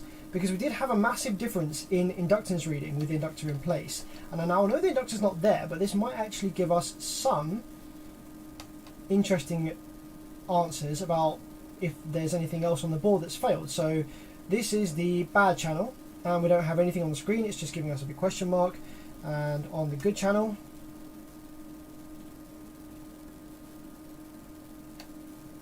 same, nothing at all. Now, if we let the tester decide what it thinks should be there, so let's turn it off and turn it back on again and place that on the board, and let's see, it's probably going to give us a capacitance, I imagine. Let's let it test us and see what it thinks should be there. Anything at all? Okay, so it thinks that there are two diodes, 1, 3, 1. Well, that doesn't make a great deal of sense, but okay. Actually, it's possibly reading something to do with the output FET. I just want to see whether that's the same on this side. So we're not really reading anything. We're not reading anything meaningful here, but we're just looking for consistent readings between these two channels. Doesn't matter what it thinks is there. If we get consistent readings between these two channels, then the chances are that the stuff on the board is fine. There we go, consistent reading with the other channel. So even though that doesn't mean anything to us, there's not like a double diode in there, 1, 3, 1. The fact that the reading was the same between both these channels means that it's probably fine. So interesting result. So now let's go ahead, and I have to remember which inductor was which. This was the one from the bad channel originally that I have moved that bit of lead away from. So I'm not seeing any difference in reading on the inductors out of the PCB. I'm not seeing any difference in reading of the PCB itself.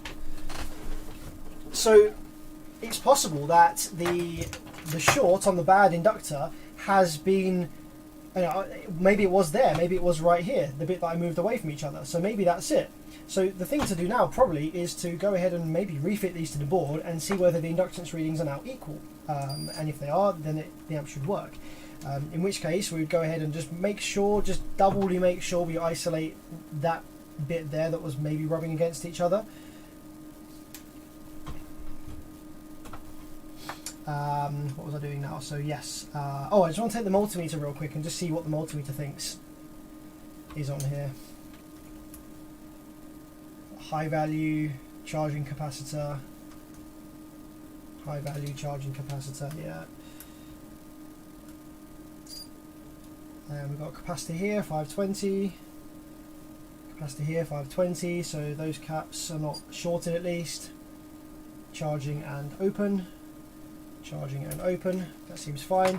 Alright, so yeah, I'm going to swap around which location these inductors were in and see now what the board readings are, now that we've potentially moved a short away from the inductor.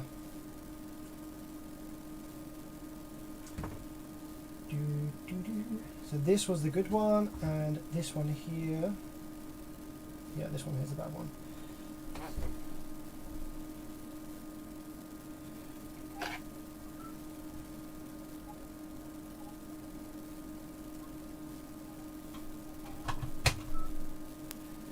Just using some tweezers, the handle of some tweezers with a t-shirt in between, like an old t-shirt that I use as a rag. Just to pry away these two leads from each other a little bit. I'm a bit concerned though. I'm a bit concerned that I haven't really found anything. You know what I mean? Like I haven't found everything seems to be reading okay, but I've not really found anything. You know?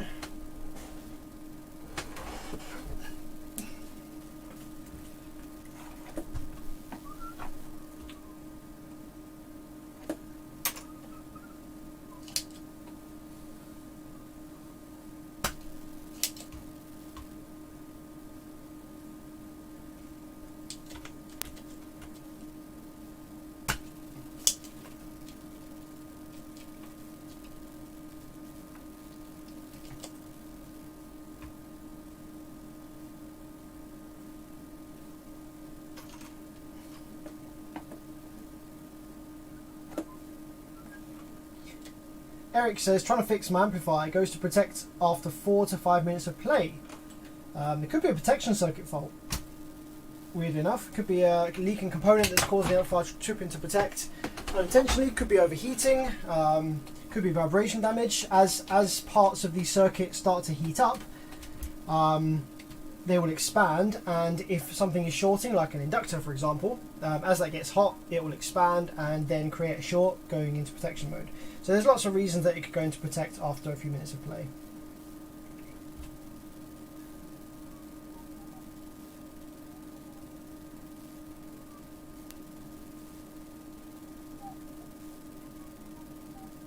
Okay, this was the bad one. So this one is going to go in to here. Into the channel that was good. And this one here, which was the inductor from the good channel, is going to go into the channel that was bad. Oh, thank you very much, my man, Badass Blistero, for the 50 NOK, 50 Norwegian kronas, I think that is. Thank you very much, my friend. Thanks for a good idea. I have a ground zero plutonium voice coil I can use as dummy load then. So take about 50k of power, yeah. That should take more than enough power for quick bench tests. Yeah, just get it in some cold water. You don't want to, like I say, you don't want to submerge the whole thing. Just the voice coil, the laminated voice coil part. You want to submerge that in water. And yeah, it should take enough power for a quick burst. Which amplifier did you want to dyno?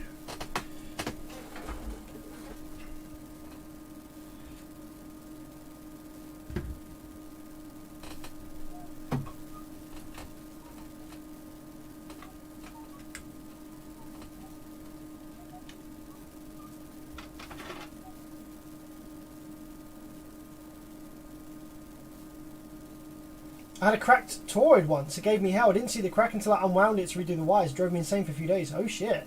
I haven't actually come across that before. I've never had a cracked core. Yeah, that's something that I haven't yet experienced. And I imagine that would also drive me insane because I wouldn't really be looking for it.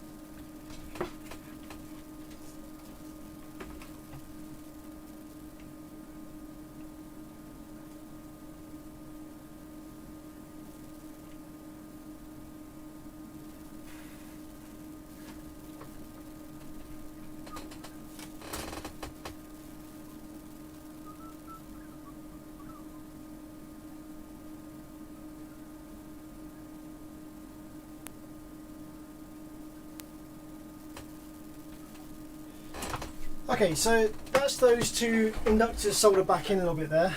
So what I want to do first is, now that they are soldered back in, let's give them a read on the tester and see what the readings are.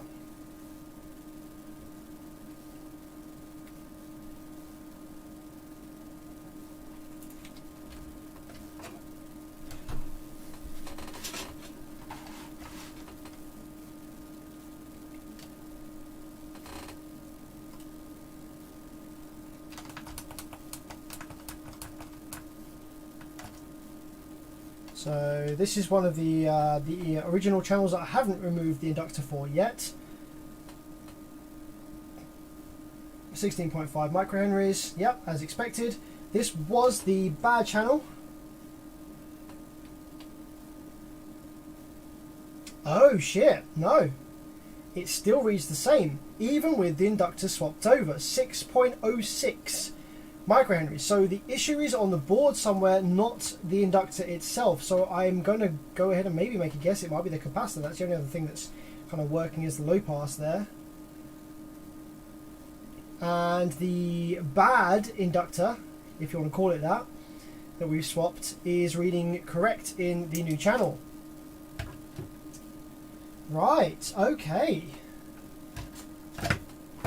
So it's not the inductor, even though the inductor reads different, it's just reading different because of an issue elsewhere on the board. The plot thickens, my friends.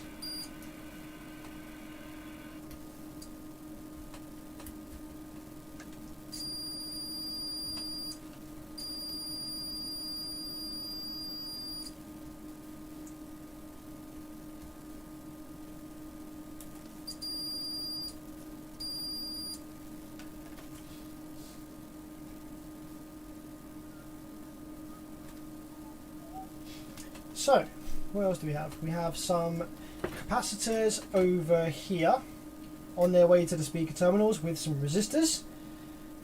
And we have some capacitors here by the FETs. So let's go ahead and have a read some of these just with the multimeter at first. Ah, multimeter's camera is dead again. One sec.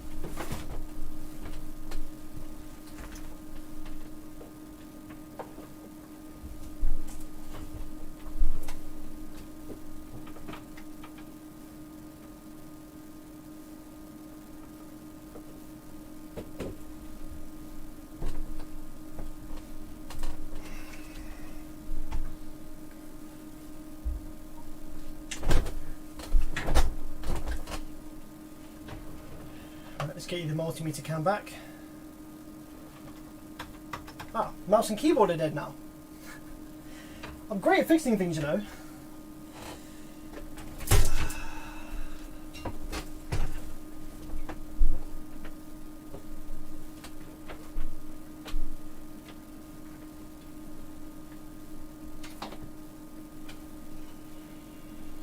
Right, mouse and keyboard working now? Nope. Mouse and keyboard are all plugged into a USB hub together with the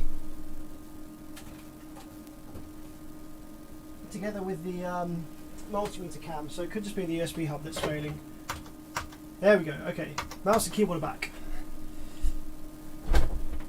Inductors rarely go bad, only usually high voltage situations. They don't have any moving parts. Sarah Connor, yeah, but inductors in car amplifiers go bad all the time because they get vibrated to shit because people mount their subwoofer amps onto their subwoofer box and the leads rub against each other and they rub against the core and they short. So inductors are actually very common to go bad in car audio amplifiers, specifically car audio amplifiers. I agree with you, inductors in any other electronics area would not go bad by themselves. However, they are subject to vibration damage in car audio amplifiers and they're very, very common to fail.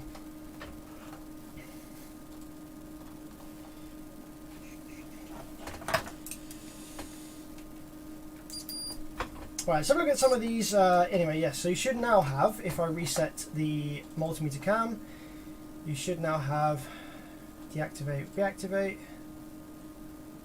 It's not even there, is it? You know what, screw it. You're not getting multimeter cam. I can't be bothered to try and fix that now. You're just gonna have to believe me on this one. Maybe I can put the multimeter down by the side.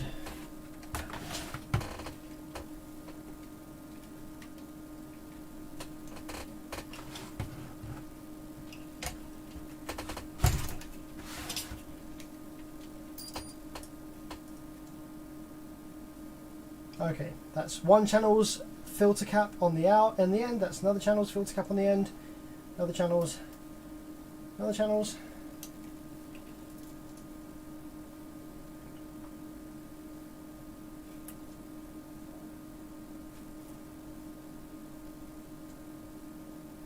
Okay, they're all reading okay. We have these little blue ones right on the speaker terminals here.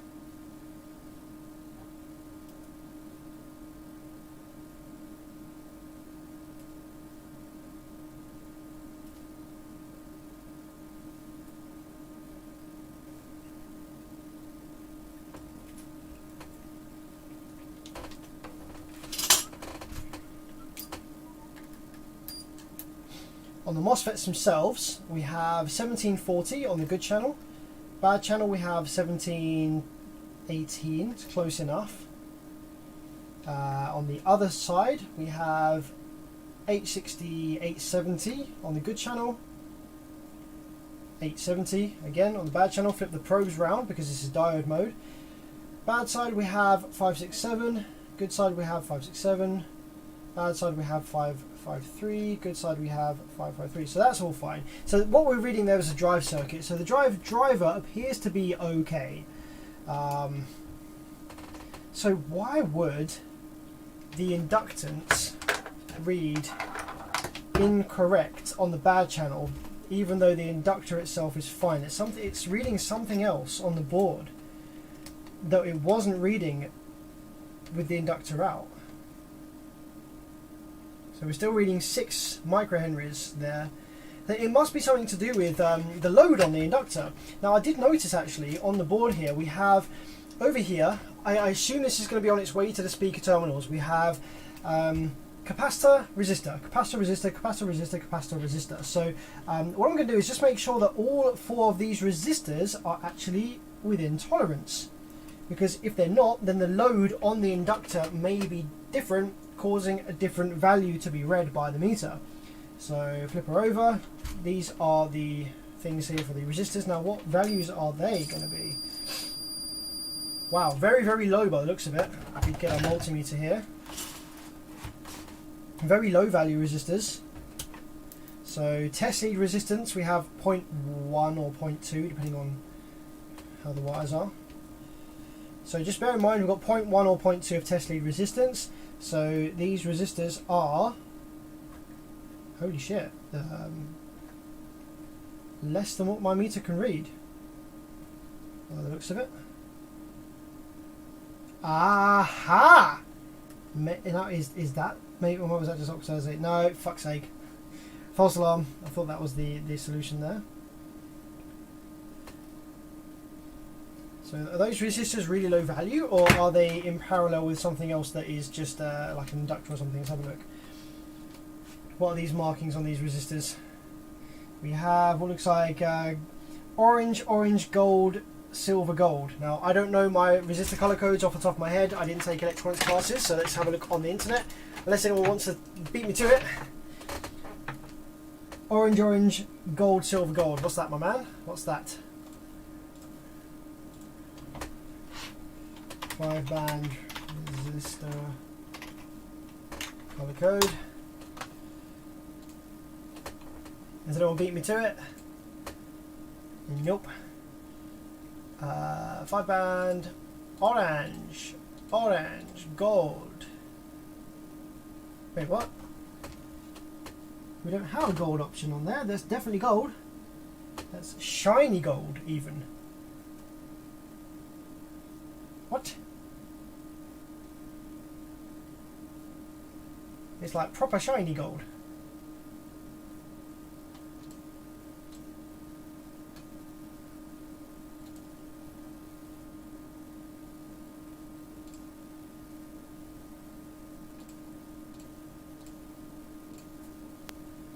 Orange, orange. So it's meant to be 33 something. Oh, there we go. Gold.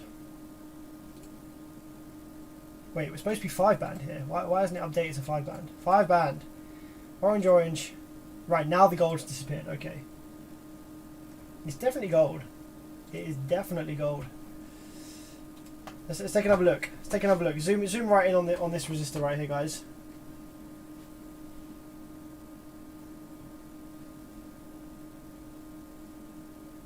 It's definitely a gold. Dan says 0.22 ohms.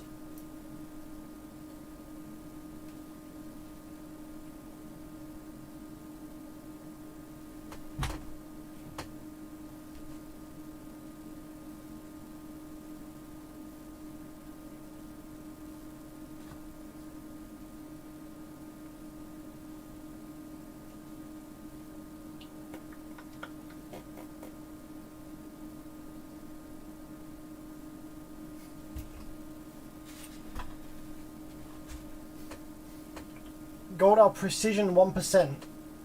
Why do none of the calculators give me gold as an option for the third stripe? Let's go remove some of this silicon so I can look at the circuit underneath a bit better.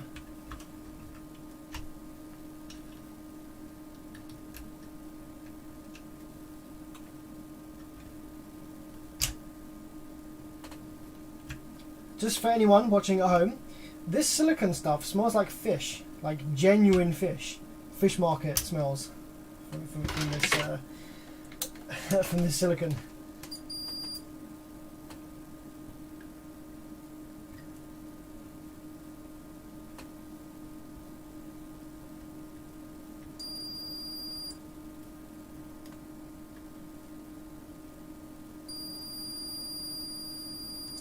Just the gate resistor. So why are you output from there? So it's low side output. Maybe it's part of the feedback. Maybe it's part of the feedback to the drive circuit.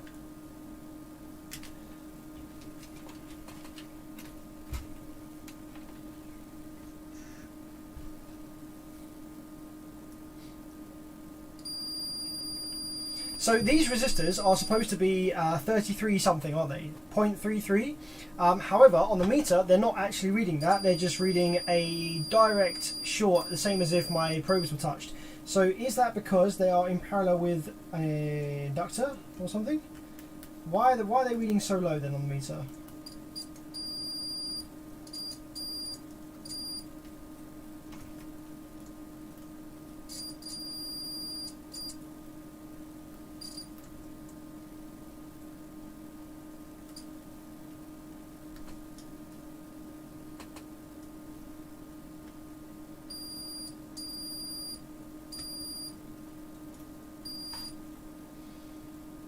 The next thing that I'm curious about is this capacitor. So the only other thing that's kind of on the pathway of the output inductor. So the output inductor is here. It's still reading incorrectly in circuit, even though we've swapped the inductors around. So it's not the inductor itself. So it's something that like is working with the inductor on the circuit, and there is this capacitor here. So I'm wondering whether the capacitor that's on here, which is one of these big film caps, I wonder whether that's bad, out of tolerance or something, so we could remove that and read it in the tester, compare it to a good one and see whether that changes anything. It's really the only sort of thing I can think of next, really.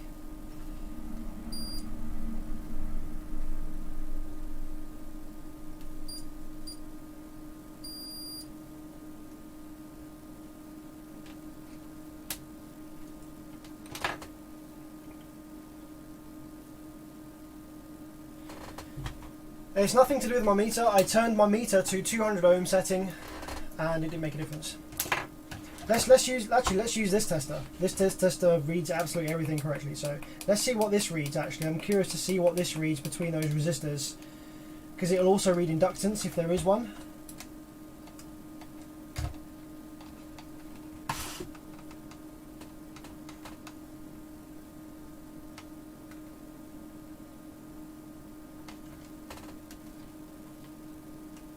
Helps if the wire was actually in.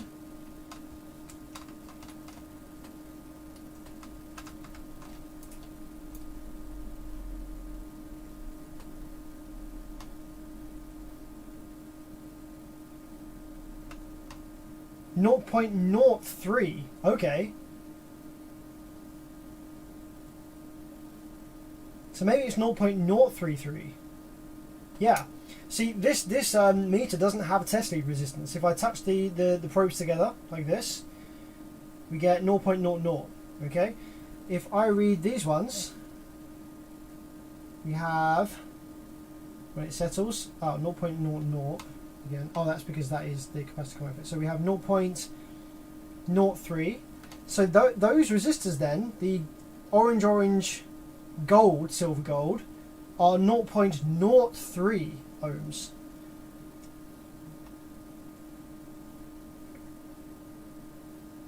Except this one is 0.04. The bad channel is 0.04. I wouldn't have thought that would make such a difference, but maybe it does. Like, there is a difference there. The channel that's bad is reading 0.04, whereas the good ones are reading 0.03. So maybe that's something to do with it. Maybe it's such a fine calibrated thing that being 0.01 of an ohm different is actually what's causing the difference here. So okay, maybe the thing to do then is to go ahead and remove, like, swap the resistors around and see what happens. See if it changes anything.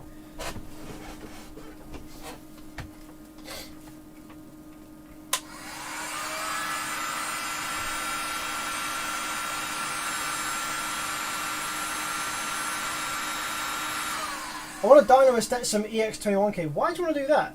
Do you even have the power supply to support that into a static load? Don't do that. It's going to end in flames. It's going to end in tears. Why do you want to do that? There's no point.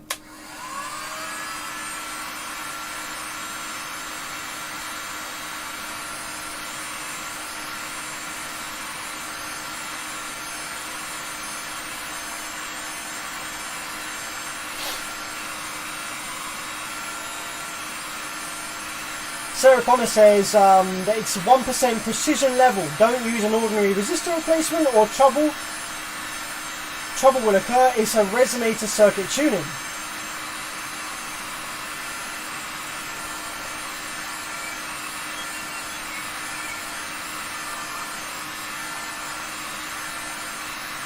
And Billy says check the film cap as well. Yeah, so I think what we're going to do is we're going to remove the film cap and the resistor, check them out of the circuit, swap them round, see if it changes anything. This isn't the same amp as yesterday, no. Or the day before. Different amplifier. The resistor value is 0.03 ohms by the looks of it.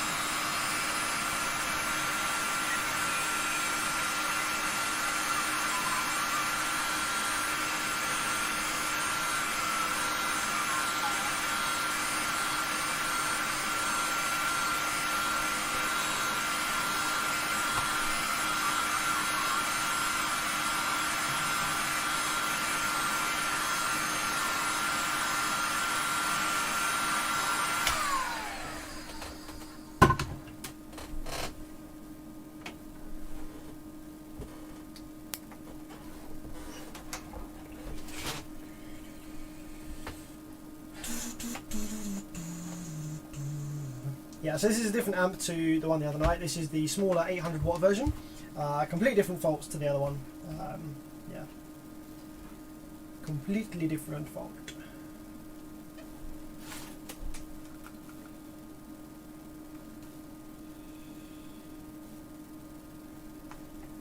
I turned my big iron off, so I've got to wait for you to heat up again now.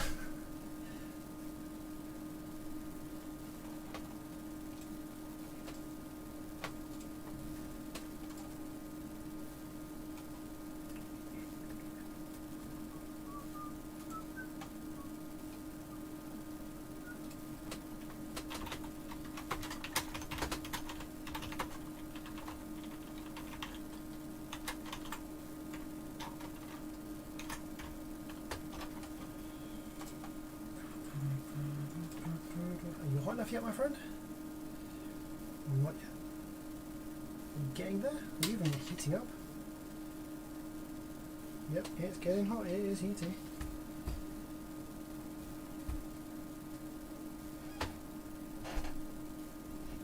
Put the small resistors in series to prove the reading versus bad meter. Yeah, that's a good idea. Can do that.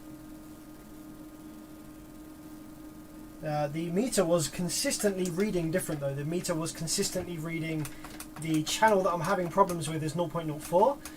All the other three channels were consistently reading 0.03. Like it was like a very nice consistent reading across them. So if anyone that's just joined, this amplifier here is the Rockford Power. It's the T800-4. It's a class AD. It's basically a Class D full range 4-channel amplifier. The issue with this amplifier, when we first opened it up, is it had one failed rail capacitor. The rail capacitor was massively bulged, both top and bottom, and you can hear it's rattling around inside, so it's dead. The other rail capacitor, however, was fine. And what seems to have happened is one of the channels has developed a problem with the, I want to say with the filter circuit. When you power the amplifier up, all 4 channels come to life and start oscillating with the Class D switching. However, the bad channel, the duty cycle goes all over the place. You get a very low duty cycle, and the PWM makes its way all the way through to the speaker terminal. So the output filter inductor is not doing its job. So we read the value of the output and filter inductor on the board compared to the other good channels to see if we could see a difference. And yes, we're about 10 microhenries down on the bad channel. We're like about a quarter of the reading that we should be. So we thought, oh, okay, it's a shorted inductor. So we removed the inductor, couldn't find any shorts. We swapped the inductor round with one of the ones from the good channel, and the problem still persists on the original bad channel. So it's not the inductor, it's something else on the board which is causing the inductor to read differently and to behave differently. So we're looking now at what finalizes the behavior of the inductor, which is we've got a resistor and capacitor over here on the board. We've got like what looks to be like a precision resistor and a film capacitor that's going to be affecting the operation of how the filter inductors do their filtering. So we're just removing a couple of resistors over here that are super low resistance resistors, and seeing whether they are okay, and going to swap them over between channels to see if that makes any difference. I think it's this one here that I need to go ahead and remove.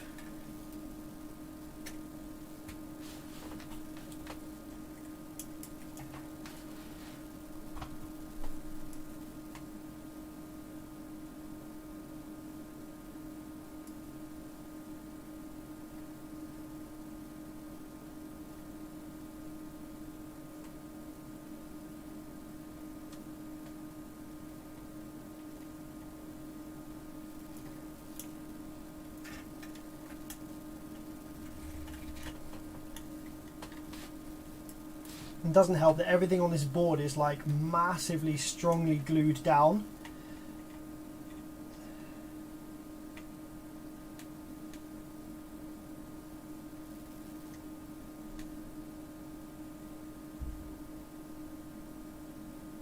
Bulge cap on the rail means over voltage on the rail line for maybe heat. So the reason that the capacitor on the rail line was bulged was because of this issue on this channel.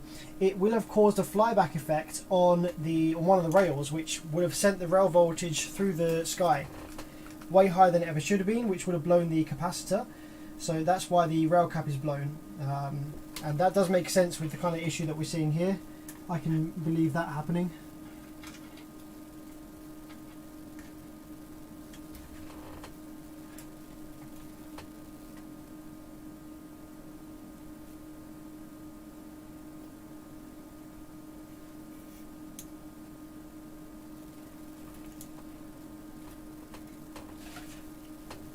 You check the rail voltages without the cap. It's a bad idea to power the amp up without the rail caps in, so I've replaced the rail caps now with just some smaller value ones just to kind of get the amp up and running, and yeah, the rail voltages are nice and stable. Okay, that's one of these caps out, and as you can see, it is weird. This is definitely orange, gold, silver, gold. 0.03 ohms, which doesn't actually come up on any online calculators for 5-band resistor color code. So I'm going to leave that to cool down because the heat will definitely probably be affecting the temperature of that. I'm going to go ahead and remove one of the ones from another channel real quick, so I can compare them and also series them, which was quite a good idea from Sarah Connor. Run them in series on the tester just to confirm that there is an issue with one of them.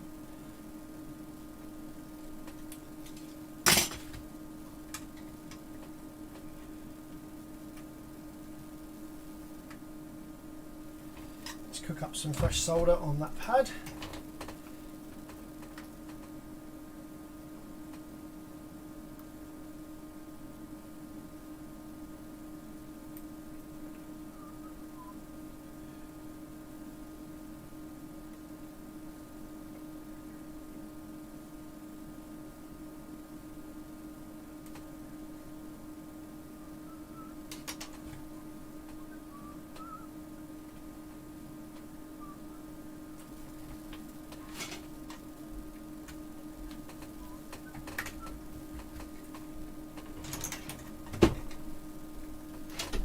Oh my goodness! Look what it is. Oh, thank you so much. That smells so good. Bye. Thank you very much. Mmm, hot chocolate for me.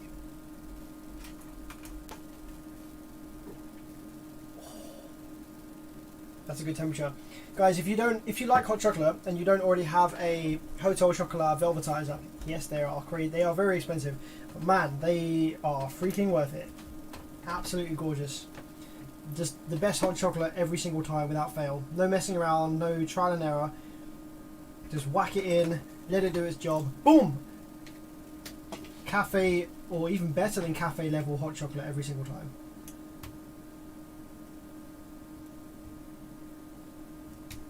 Okay, cool. There's two resistors out. Now, the resistor that I've just taken out, which I'm going to call the good one. I'm going to call this one the good one, and I'm going to call this one the bad one. So the good one has loads and loads of adhesive on it. So let's remember that. So I'm going to let those cool down for a minute, just so that they settle with their resistances, and then we're going to read them on the meter again and see whether there is a difference out of circuit with these. Also, another interesting test to do actually while those two resistors are out would be to measure the inductance of the inductors on the board now of those two channels that we've removed these resistors from, okay, and see whether it changes the inductance value that's read on the meter.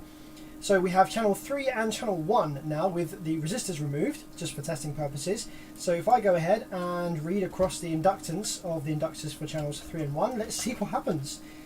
See whether that actually does affect the inductance reading from that resistor being there. I imagine it will, because I think that resistor is actually in between the capacitor being grounded, which is going to slightly tweak the resonant value across the inductor, if that makes any sense, I think, if I'm using the right terminology. Right, so this is the bad channel, previously bad channel. So inductance across the bad channel, we are reading, we're still reading the same, 5.2, so I imagine that that's not the issue then. So the channel 1 that we've also removed the resistor from is reading as... Oh! No, it is reading the same now. That's mega interesting. That's almost like those resistors are... One of those resistors was open.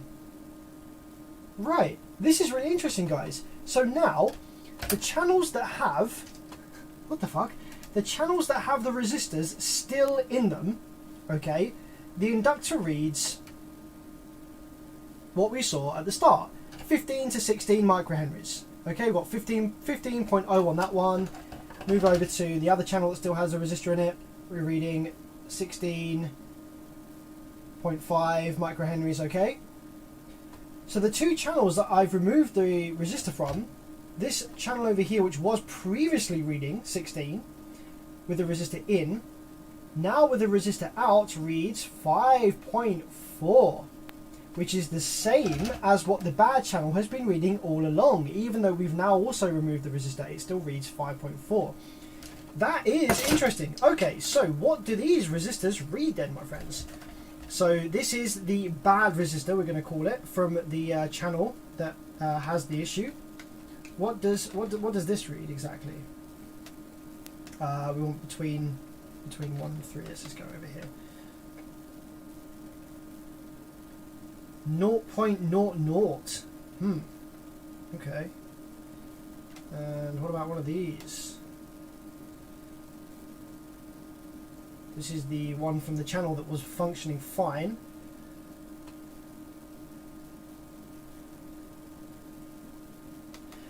You know what this tells me? This tells me that it's the capacitor that's the issue. I think that tells me that the capacitor is the issue. That also reads 0.00. So the resistors are reading okay. Now I'll tell you why I think this means that the capacitor is the issue. Because the capacitor, okay, so you've got the circuit, the filter circuit is made up of the inductor, the capacitor, and the resistor, which is going to be ground. It's in series with the capacitor, right? That resistor that we've removed is in series with the capacitor to ground. Yeah, so you've got output from the MOSFET through the inductor into the capacitor, which then is grounded, but not before going through this very, very, very low value resistor. So the fact that we've removed the resistor essentially means that we've also removed the capacitor from the circuit. So the fact that we've removed the capacitor from the circuit, and these channels, this is now reading the same as this one when the resistor was in place, I think that tells us that it's the capacitor that's bad on this side.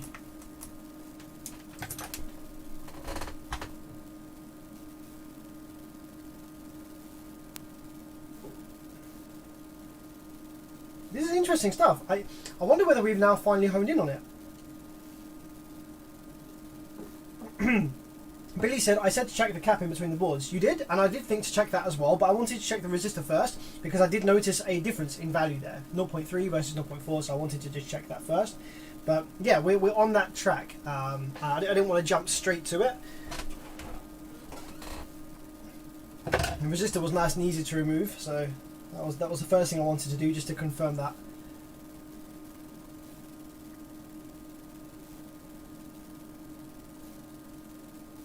So, if it is the capacitor, Billy, you can have a gold star, my friend. You can have a gold star. Okay, let's zoom out of this. And let's suck the solder from the holes.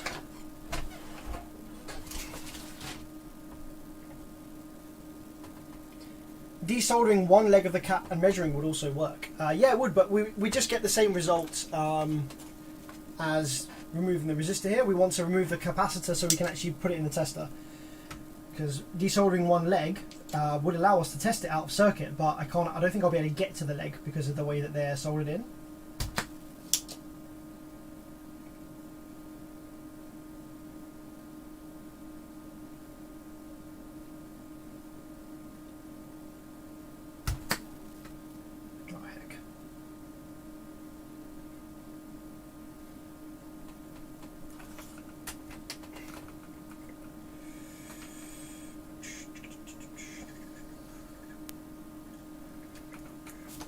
Man, this is the ground trace. This trace that I'm trying to suck the solder from is like the highest thermal mass ground trace you've probably ever seen in your life. So even though this is now fully cooked up with a 200 watt iron, the second I remove it to suck,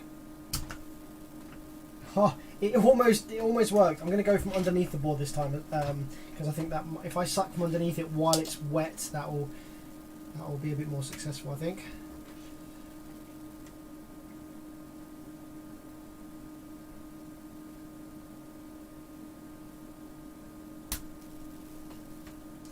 Yeah, it's like most of it, but it's still got a lot of solder around the edge. There we go, nicely done. Okay, cool. And this trace is not going to have any thermal mass at all because that just connects to the cap.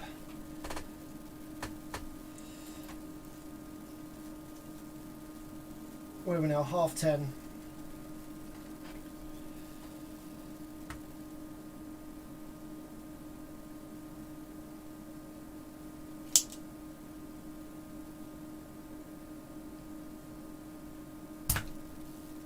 Boom.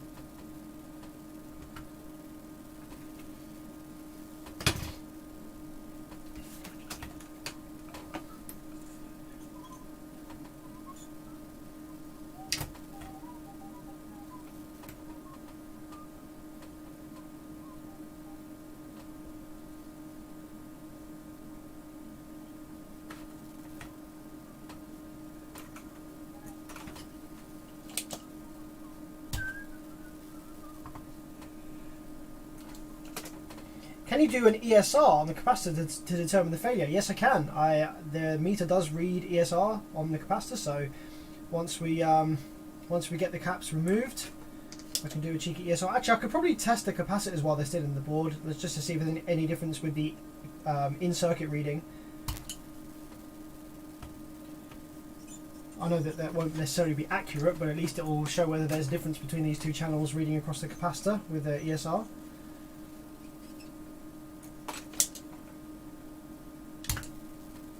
Yeah, I think that's actually sucked the solder from both of those holes. I might be able to pull that cap out from the top board now.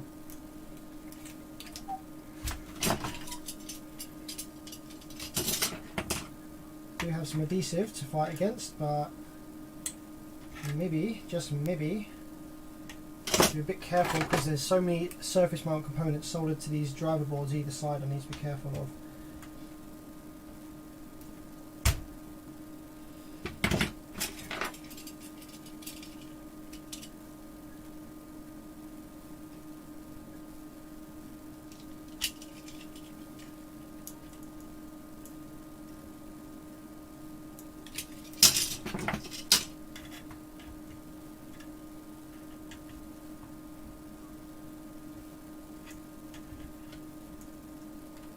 Thing is, it is actually desoldered now. It's just the adhesive.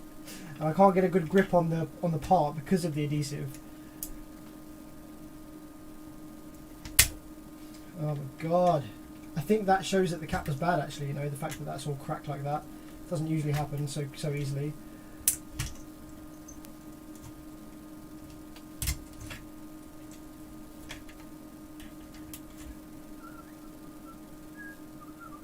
Yeah, look, I think we found our problem.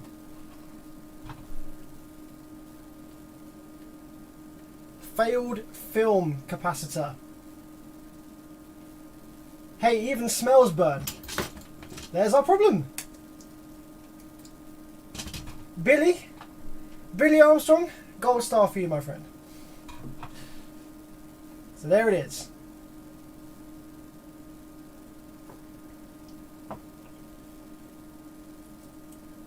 And you know what, the leg for the capacitor actually was is still in the board.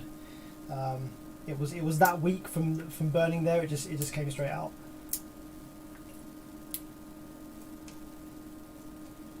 Okay, so what exactly is this? I've peeled off a bit of that now, so I can't actually read what that says. But 225J, I think that probably is. Let's just confirm it on another one. Yep, 225J. I think 225 is 22. It's picofarads, I think. 22,000. 22 with 5 zeros. 22. 1, 2, 3, 4, 5. Hang on.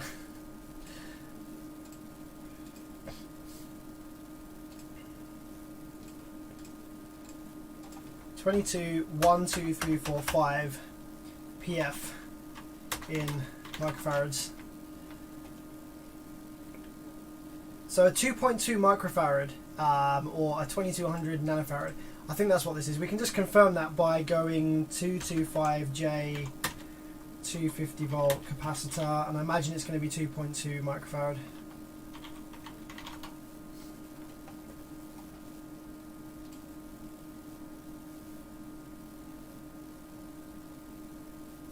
Yeah, 2.2 microfarad. Yeah, so yeah, that's it. 2.2 microfarad. So let's see whether I've got any high quality spares of those.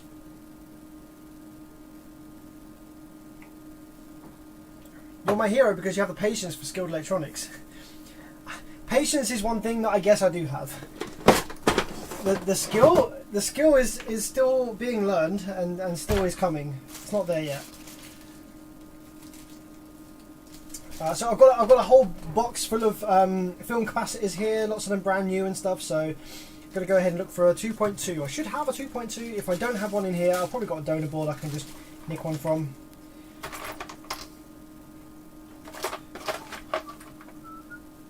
(106K).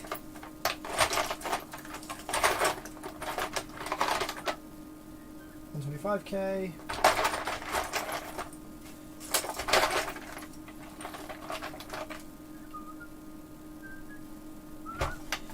And obviously it needs to be 250 volts ideally. Well, probably not actually, because we haven't got that much voltage on it, but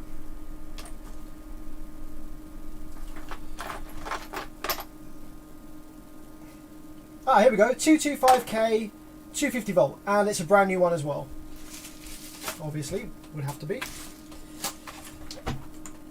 So let's drop that in, along with the resistors that we removed earlier, and we should have our solution, I believe. We should have our fixed amplifier.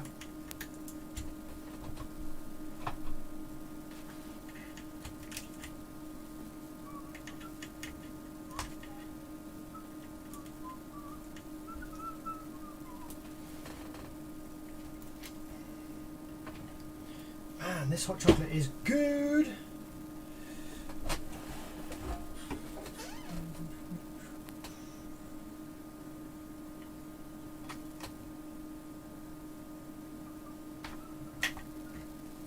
There we go, that's that leg out now that was dead.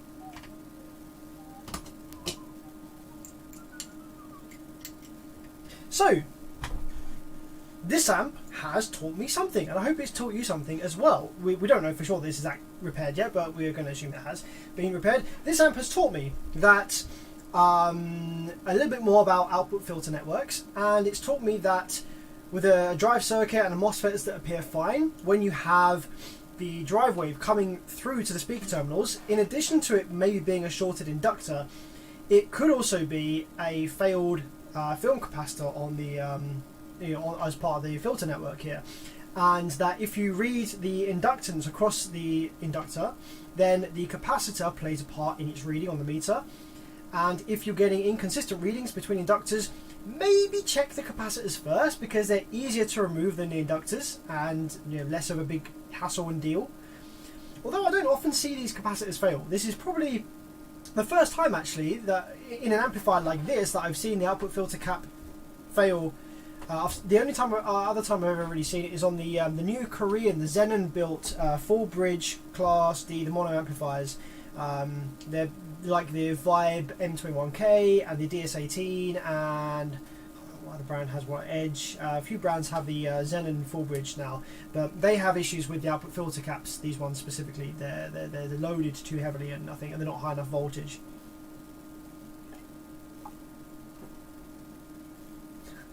Yeah, don't chew on capacitors, my friend. Holy shit, what the heck. Determination compensates for skill. Exactly, yeah. You can be relatively unskilled, but if you're determined enough, you'll stumble across the solution in the end, whether it's probably by luck or just by sheer changing everything until it works.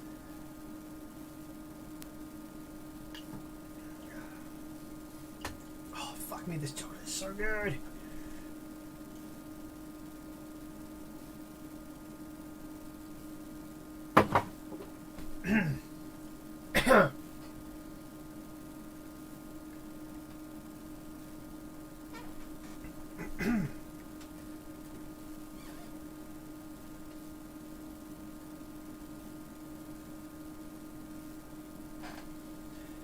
Godfrey says the blue capacitor is better. Yeah, I don't think I have a blue one that is the right spec though. So let's just drop this in there. Fine. We're going with original spec. I know that the capacitor colours, I know that they do mean different things, don't they? I haven't learned what they all mean, but that is true. These film caps, the different colours mean different things, like designed for different types of circuit or whatever it might be. You have this brown colour, you have the blue ones, you have yellow ones. I think I've seen some green ones as well, dark green colour as well. Maybe someone in the live chat who is clued up on that can tell us what they all mean. Is anybody up for that? Who has the insight about that? What all the different colours mean? I'm sure we could just Google it, but it's more fun to have someone in the live chat come on and tell us.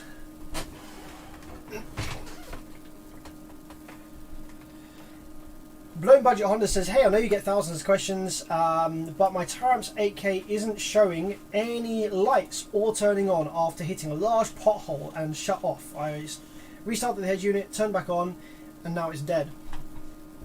So it might not be the app. It might be that the head unit has a bad trace on the remote line. So take a small piece of wire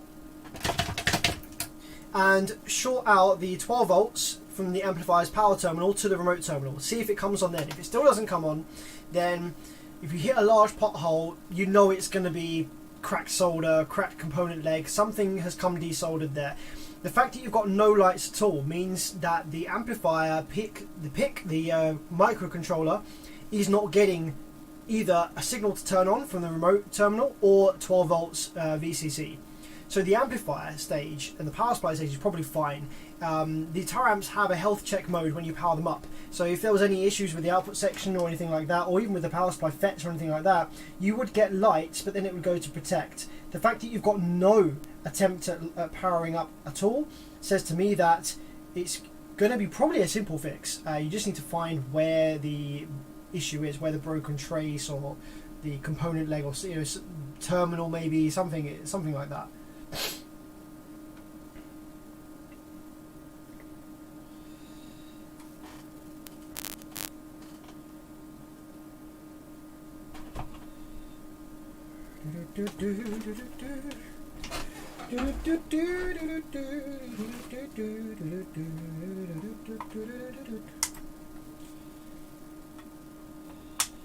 Okay, so that's that. Now we just need to put our resistors back in place, because these were reading fine.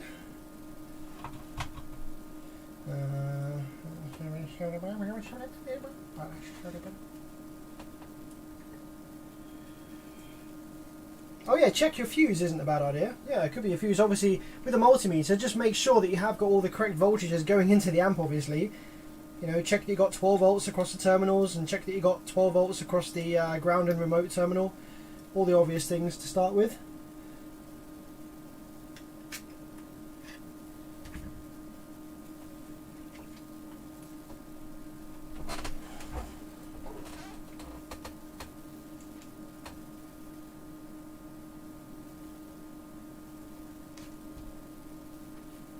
How am I going to do this? I'm holding the resistor in with my hand, but in order to do that, my hand is touching the resistor leg, and the resistor leg is gonna get like 300 degrees in a second or something. So let me just get a bit of foam or something to put in between my finger and the resistor leg that's holding it in place, so I don't burn my finger off when this is inevitably. A bit of wood. Bit of wood, my friends, that'll do. Wood, the worst conductor of heat. Not the worst, but pretty bad.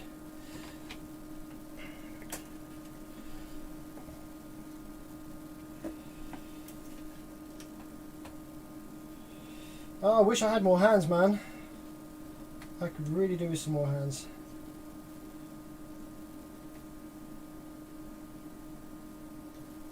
Okay, there we go. We need at least one leg soldered in so it stays in the board itself, so I can reflow that properly.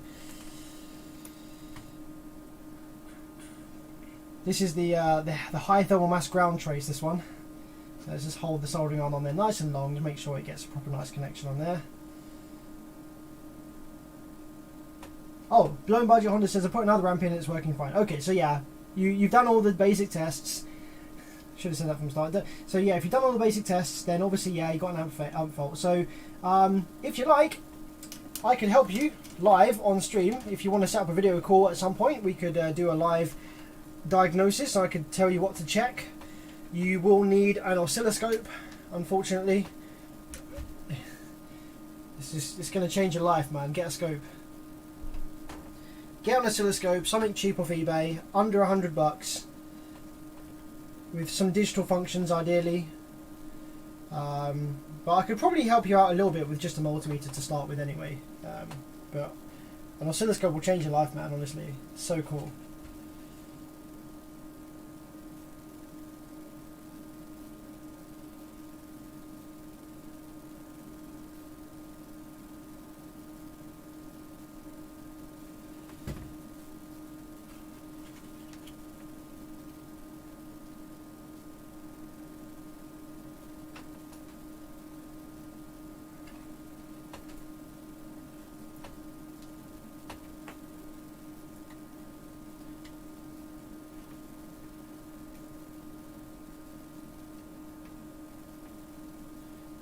get a little bit of solder on there just to kind of hold it in place while I flow the other side. There we go. Now I can flow the other side without risk of it falling out, and then reflow that one afterwards. There we go. Oh no, it fell out. It wasn't soldered. Fuck's sake. Fuck you! Fuck you! And I just put solder into that trace that's impossible to get the solder out of. Ah, man, fuck's sake, this is why shit takes so fucking long. Right.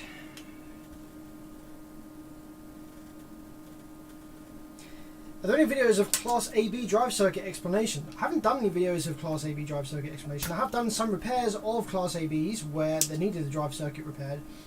They're pretty basic though. You just follow the audio wave through them until you lose it or until it goes distorted, or you just use your multimeter to read the transistor values until you find one that's like really bad or a completely different reading to the others.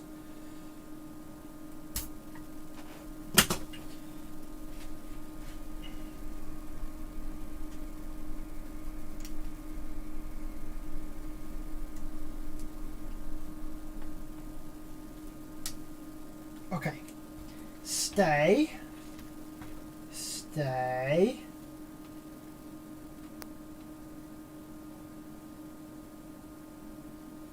stay, good.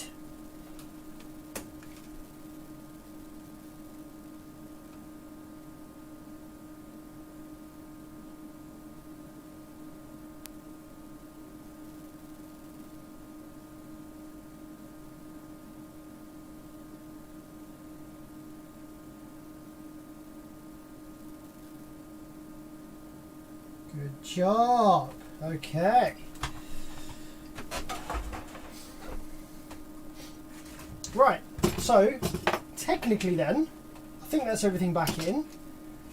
Before we power it up, let's take our tester and read the inductance across these channels now and see whether it's uniform across these channels now. It should be. Can't see why it wouldn't be. Zoom out a little bit from here. So now we've replaced that capacitor. I'm praying and hoping and praying and hoping and praying and hoping that we have the same inductance reading, or there or thereabouts, the same inductance reading across these 4 channels now.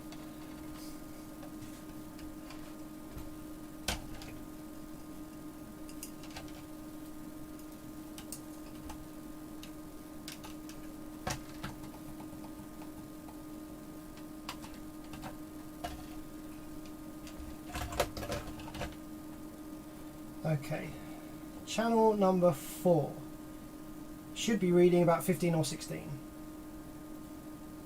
15.1. It's reading a little lower than it was to start with, but yeah, here's what it is. Channel number 1, this is the one that we were just fucking around with, but that was fine from the start. That should be reading 16. 15.8, that's fine. Channel number 2, which we haven't touched yet, should be reading 16. Yep, and last but definitely not least, what's it going to be? Is it going to read 15 to 16? Please, please, please, please, please, please, please. 15.6! That's what I like to see. Don't you love to see it? Okay, guys, let's power it up and see what happens. Don't you love to see it? Come on, baby. Come on, baby. Give me that successful repair vibes. Oh, and obviously we need to replace the rail capacitors, but I need to order some more of these. I don't have the correct value here, so come on, baby. Right, just before we do that, I don't want to get too excited. Double check for solder bridges, bits of solder that have fallen on the board. Let's just double check everywhere, make sure that there's nothing stupid that like is happening or that we've missed or anything like that that will ruin our day. Just do a visual inspection of all the areas that you've been working on. Just make sure that nothing's going to ruin your day. Okay, like that. Always good to do your visual inspection, because we had a lot of solder. Now this is pretty bad. I'm not too proud of this, guys, but because we had a lot of solder flowing around with this high thermal mass board, we have a big chunky bit of solder that has bored its way along here and is shorting across part of this drive circuit. Always good to do visual inspection, especially after you've been adding as much solder as we have, to try and remove these components from this ridiculously high thermal mass board. Holy shit, that was ridiculous. What were the chances of that actually happening? There we go. Now, is there any more anywhere? Did Gabrielle tell me? You have some solder in SMD transistors. Yeah, see, you're seeing better than I am here. Now I'm just going to clean off some of this flux off the board, make it a bit nicer.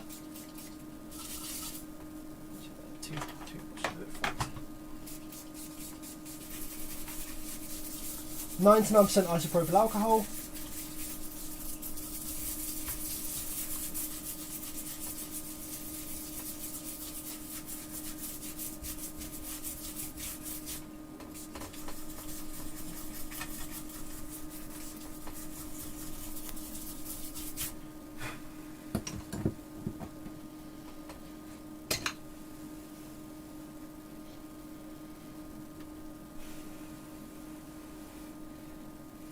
So let's have a quick look at the capacitor colours then. Let's have a look.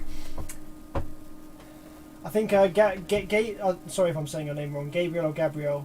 It must be Gabriel, right? Oh shit, where's it gone? Where's it gone? Oh no, sorry, Godfrey. I'm not right. Godfrey says the build type of the capacitors. Red capacitors built with some kind of wax material, not ideal for high temperatures. Blue capacitors is more solid type. Yeah, cool. We've also got some like yellow ones and stuff.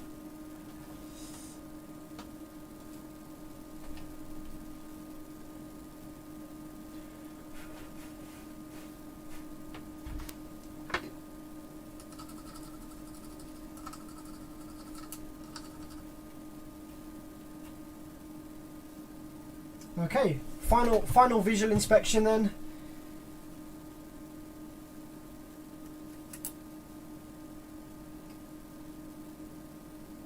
I think we're good now, guys.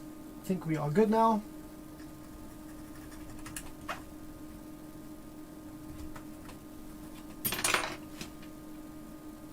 Brush off the foam here where the amplifier is going to be sitting, just in case there's any bits of solder that will short out from underneath.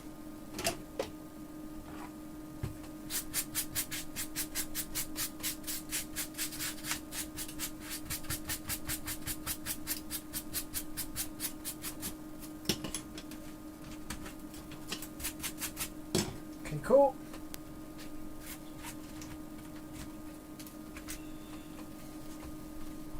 And I'm actually going to, just because I think this is now fixed and I'm so nervous, I'm actually going to keep the amplifier raised up slightly on a screwdriver here, just so that all these surface mount components aren't sitting directly on the foam, just so that they're actually raised up a little bit. So let's raise it up just on that screwdriver there. Hit the power supply and let's go, guys. Let's go. Let's go. So the bad channel before was this one right here, low side drain, just here. Let's apply power. Oh shit, there's no low side switching yet on that one. Why is there no low side switching? Oh wait, there, oh fuck. There is, but it's fucked. What the hell? Oh shit, we still have a problem there. So I need to give it a little bit of voltage. Oh, what the fuck? Holy shit. Oh man.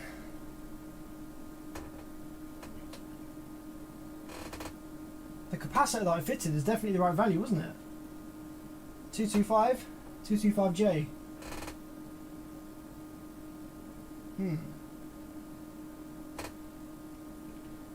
It seems to be the right frequency, but it's like losing it in the middle. I'm going to take the thermal imaging camera and see whether the FETs get hot at all from that. Oh man, fucking hell. I was so confident about this as well.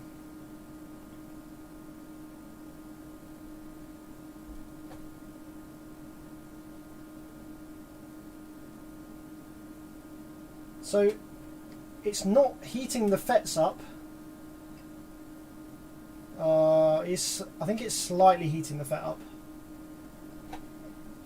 That wave does not look happy. I want to see if it's making its way through to the speaker terminal like it was before. Where were we? Channel, this one here.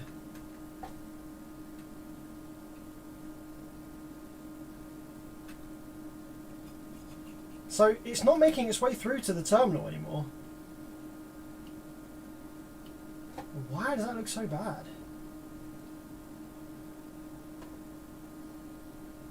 The inductance reading is correct on the inductance meter.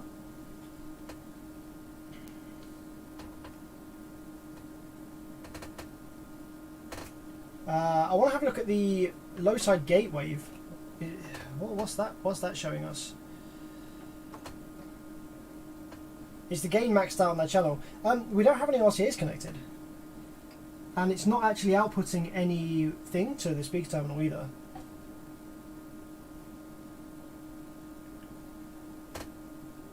The low side. So okay, let me just go ahead and sort my scope out so that it's actually showing us these waves correctly.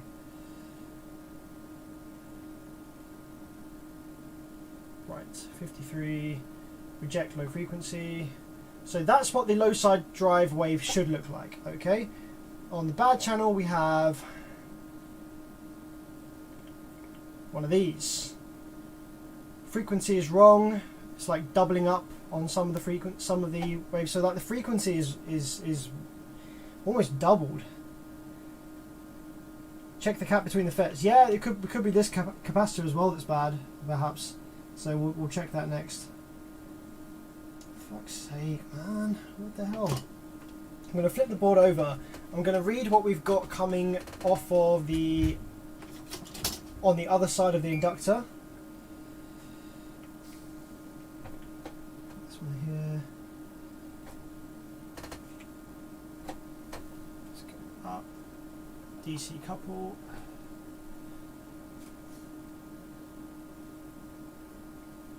So on the other side of the inductor, it is filtering the whole lot.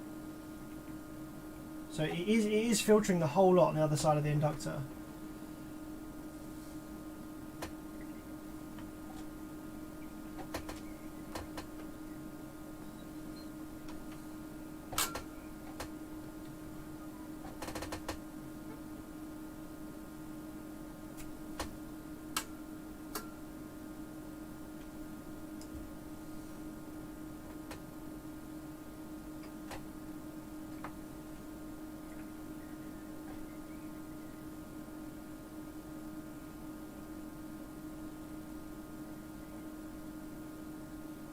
Could also be something on this diode here. We've got a little diode.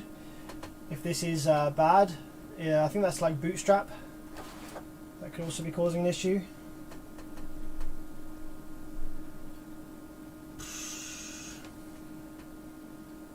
I imagine that the waveform on the input pin to the IRS 20124 is also going to be looking like that kind of speed.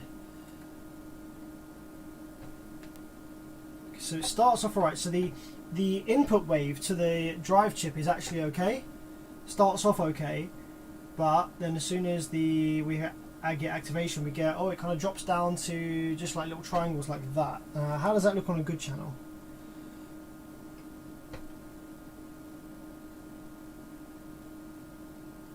Right, okay, interesting. So look at a good channel. So here we have, what we're probing now is we're probing the input to the drive IC. Although sort of forms part of the feedback anyway. So the input to the drive IC, when the amplifier starts to oscillate, we have nice clean square wave. On the bad side, when the amplifier starts to oscillate, it's good to start with, so we know that the signal coming from the PWM generation card is good, but when it starts to oscillate, it literally, it goes to shit. Like it It was showing us nothing a minute ago. Maybe that's because it hadn't actually built. Okay. That is just what it is.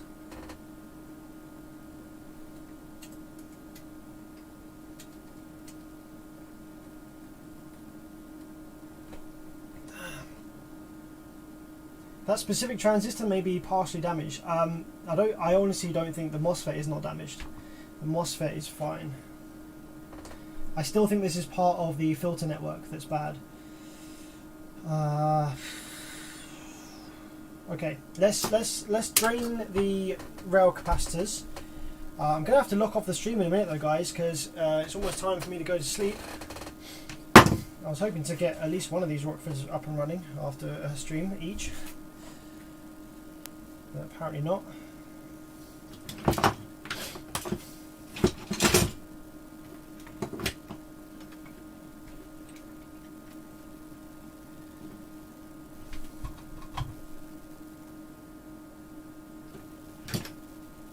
Right, that's all the voltage gone. From there, let's make sure there's no voltage in any of these caps. No, good. Right. So let's just confirm a bunch of readings. I'm going to read capacitance,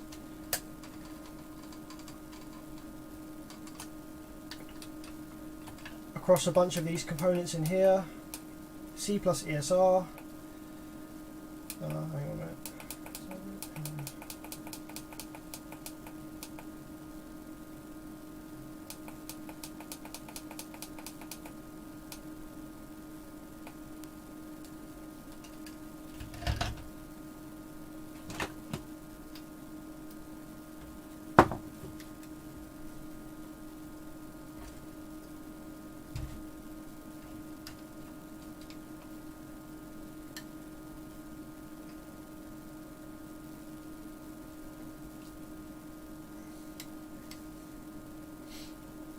Right, 207 microfarad, so that's reading that correctly. Right, so let's go ahead and look at some of the capacitors on the board here.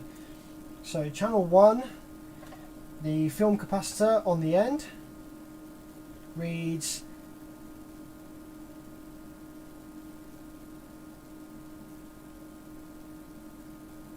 367 microfarads.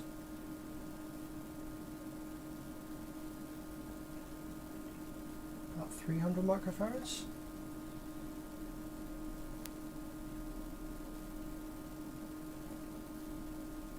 36 microfarads, ESR 0.12.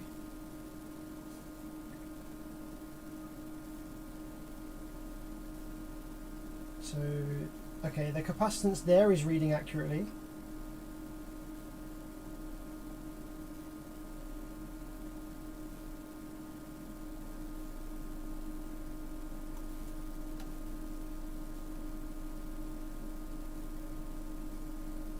At least based on the other channels.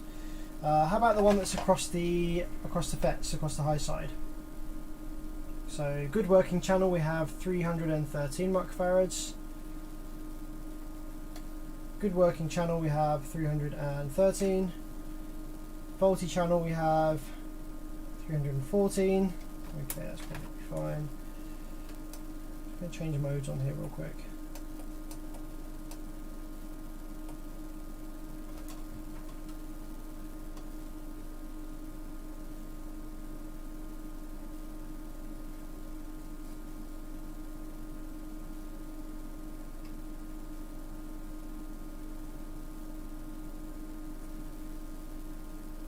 What do you mean you don't know? What do you mean you don't know?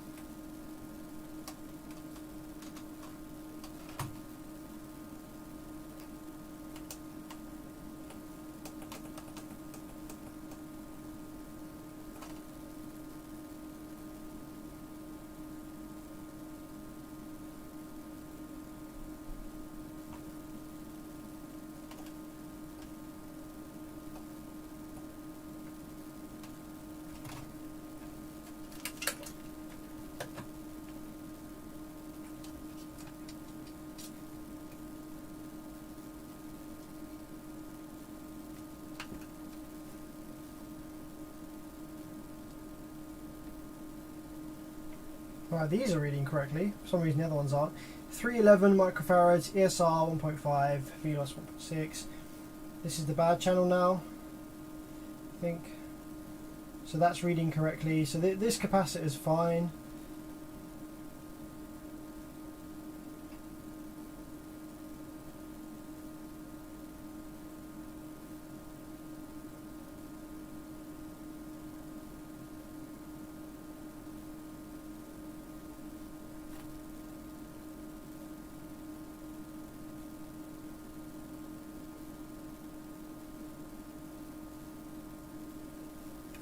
Looks like there was a blob of solder on the transistors for one of the channels.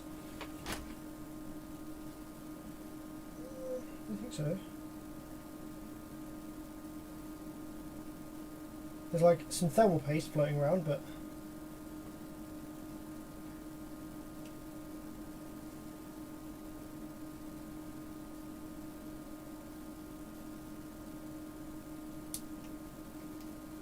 I'm wondering whether to swap these inductors around again.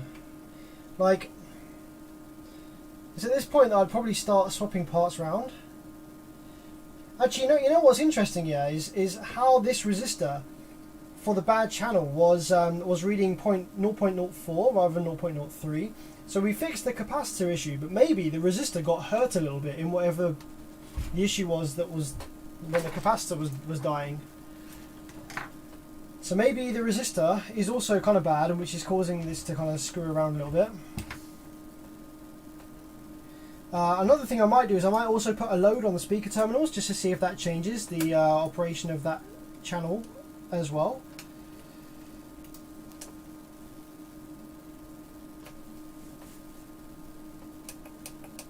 So I'm going to go ahead and go to resistance check again on here. I'm going to test the resistance of these super ultra low value resistors and just confirm what we have. So we should have 0.03. What the fuck? Why have we got an inductance reading across this resistor? Didn't have that before. Right, 0.01 this time.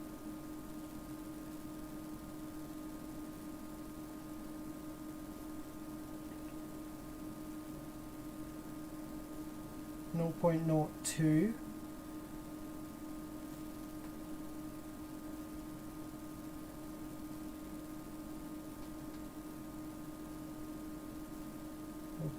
I don't think it's that. Maybe it's the capacitor. Maybe the capacitor I fitted just isn't so good, even though it's brand new.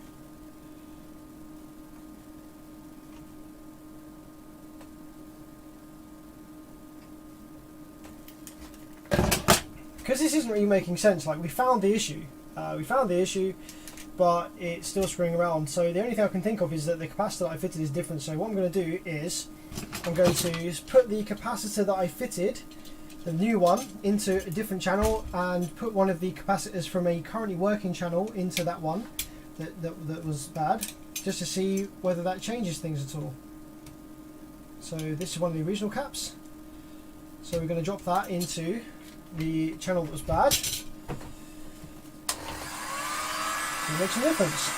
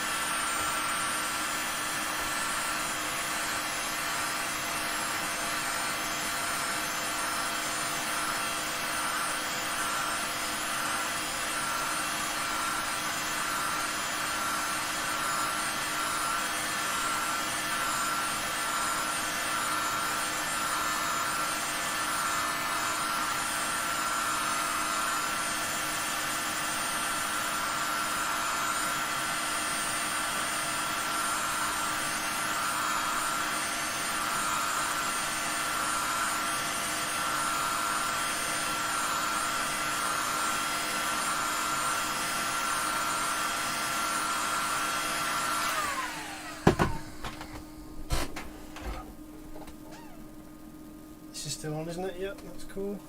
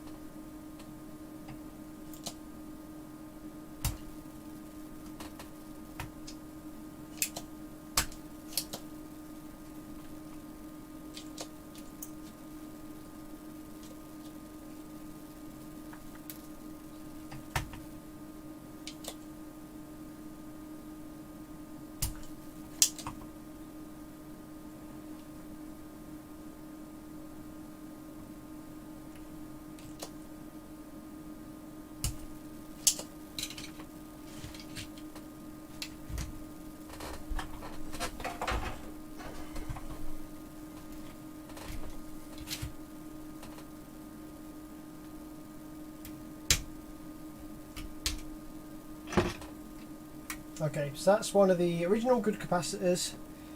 Come out. And let's just remove the capacitor that I fitted. We can get her out.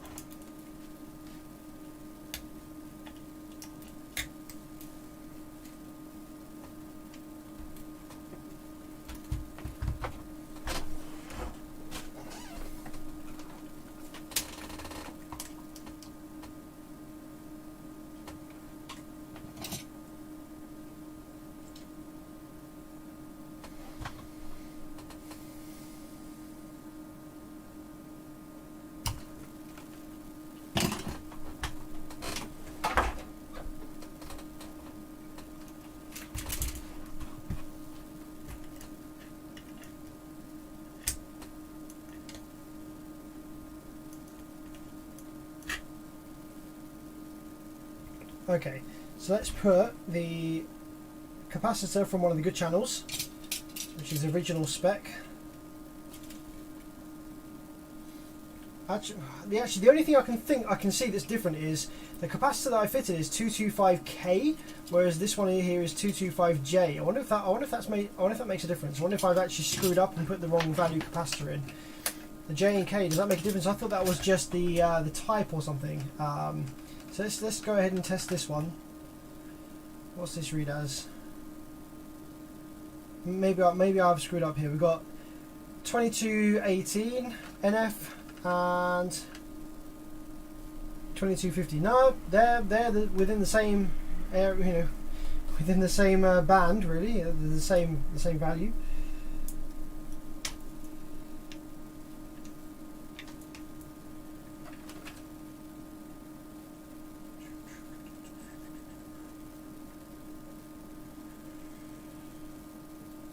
They are the same.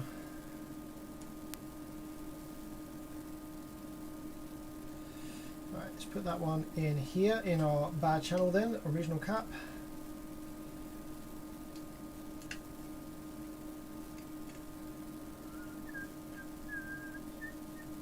I need some pliers that are not angled like this. I need some ones that come round, like kind of like this, I guess, but these are a bit big.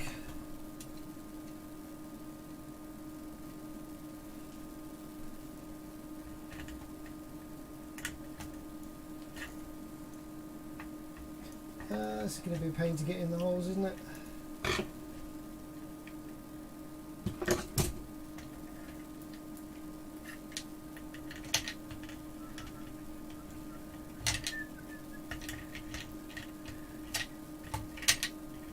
See, I can't even pick it up even though it's not actually connected, it's just slipping so much.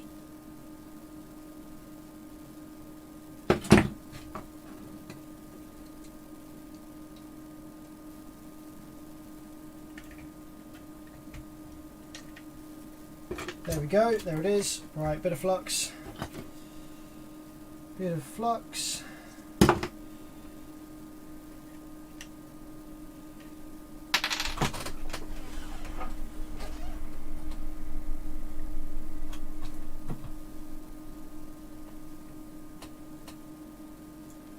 There we go, that's now locked in place.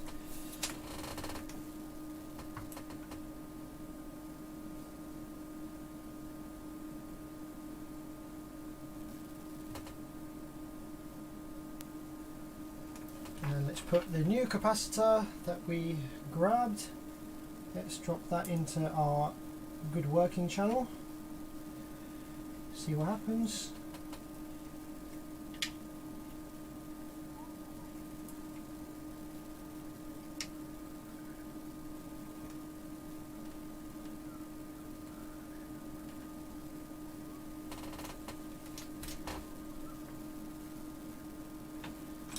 Voltage ratings are both 250 volts.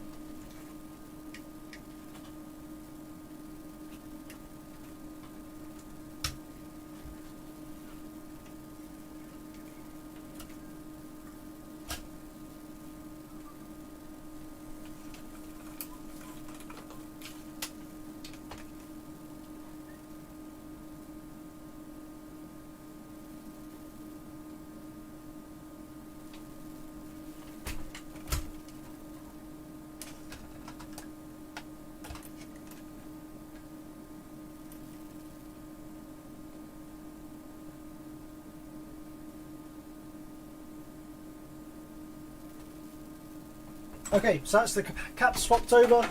What do you think, guys? Is that going to make any difference, or is that not going to have made any difference whatsoever? Do you think that there's actually a drive circuit fault, perhaps? I don't think so. I generally don't think so.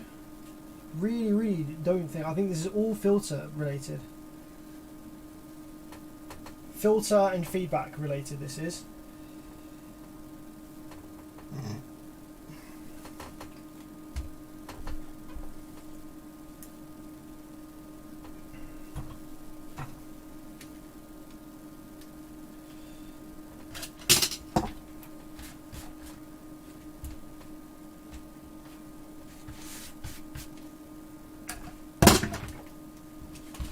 Right, let's go ahead and power up. I'm not sure what we're fingers crossing here. We've either just moved the problem to a different channel, or we have remained with the same problem.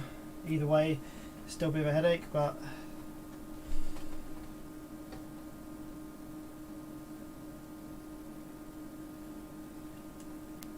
Okay, problem still persists on the same channel, so it's not the capacitor. What the fuck is it then?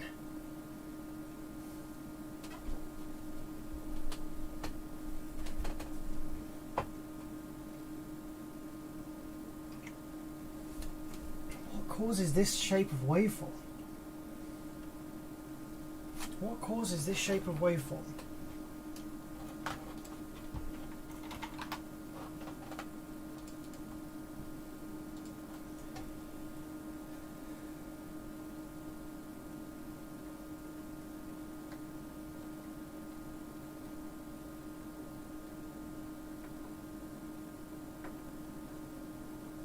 Oh, there we go. If I do that with my scope, we can get a nice view at it, at what it looks like.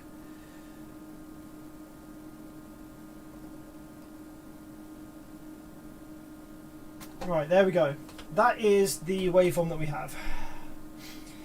It's supposed to be. It's supposed to go up here, along, and come down here. So we've got this. We've got this glitch, this drop off halfway through the on cycle, and again halfway through the off cycle. It's almost like ringing or something.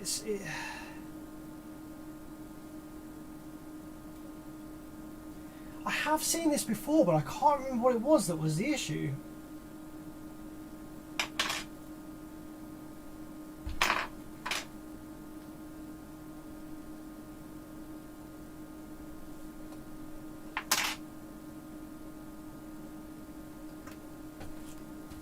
I'm going to try play with the inductor here.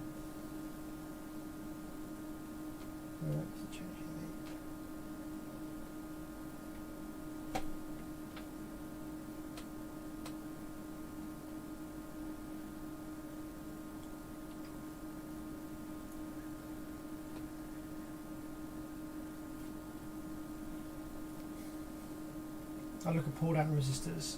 Pull down resistors don't usually change the shape of the waveform though like that, and it wouldn't make sense with the fault mode either that we had. I still think it's filter related. Oh yeah, I was going to try, let's apply a load across the speaker terminal for that channel just to see if that changes it at all. So what I'm going to do is just take there's a 16 ohm load, let's just put a 16 ohm load across the terminals, the output terminals for that channel, see what that does.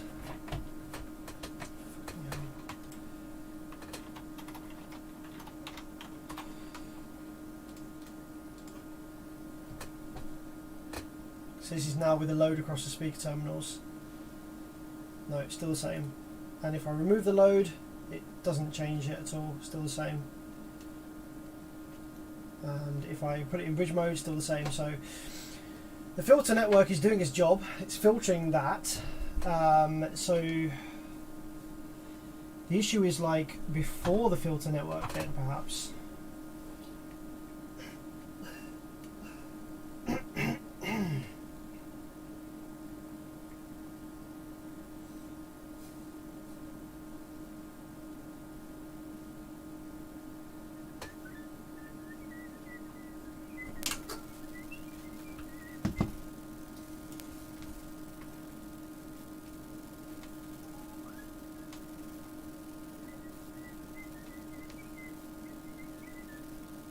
You know what it might be actually. So you know how I was shoving my knife down here. I wonder whether there's actually some components under there, like some tiny capacitors and shit that I might have like dislodged. But the only way really to know is to remove all of this adhesive here, which might disturb the components anyway. By trying to get the inductor off, I might have actually caused an issue that wasn't there at first.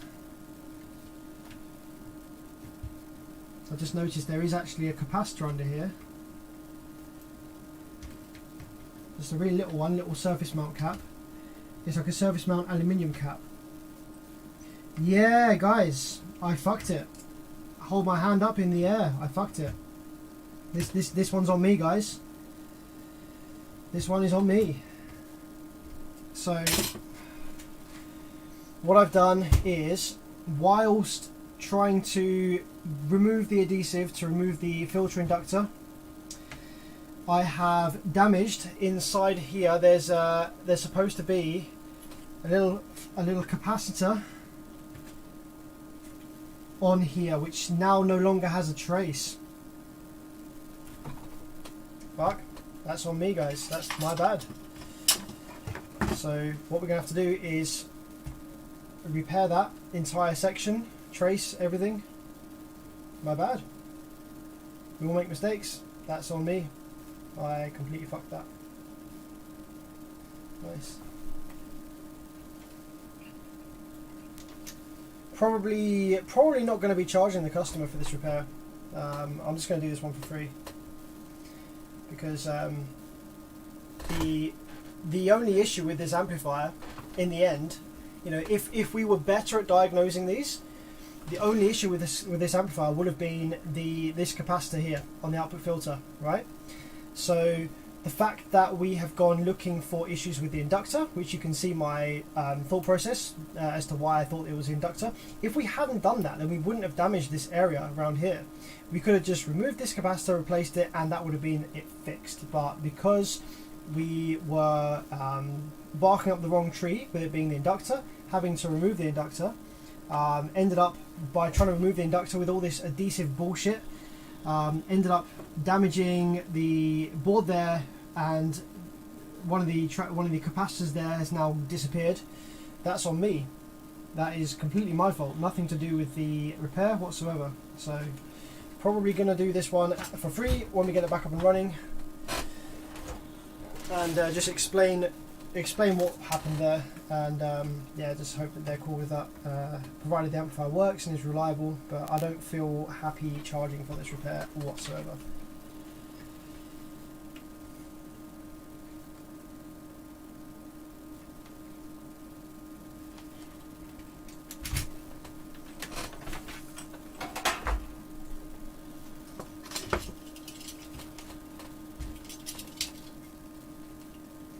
Be nice and gentle with the knife now. I need to remove this capacitor here to gain access to that trace.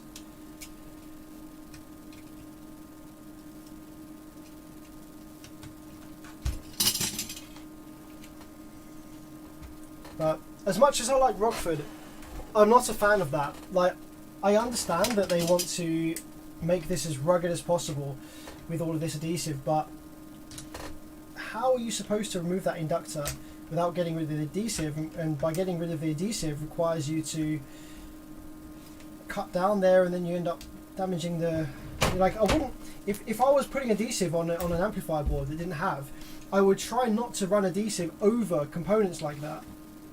Not only can it go conductive over time, but it just makes serviceability really difficult. I didn't know that they were there.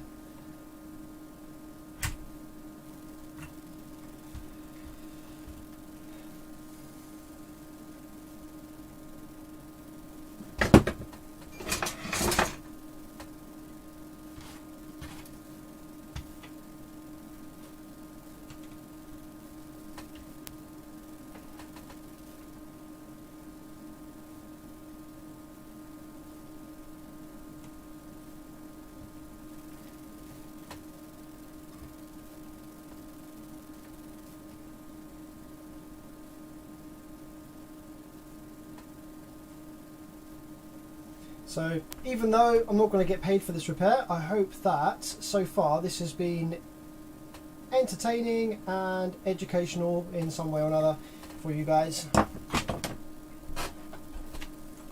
Hope that it has been a fun one. And I should be locking off the stream right about now, but I do want to just put this cap on. I do want to show the amplifier fully working before I go.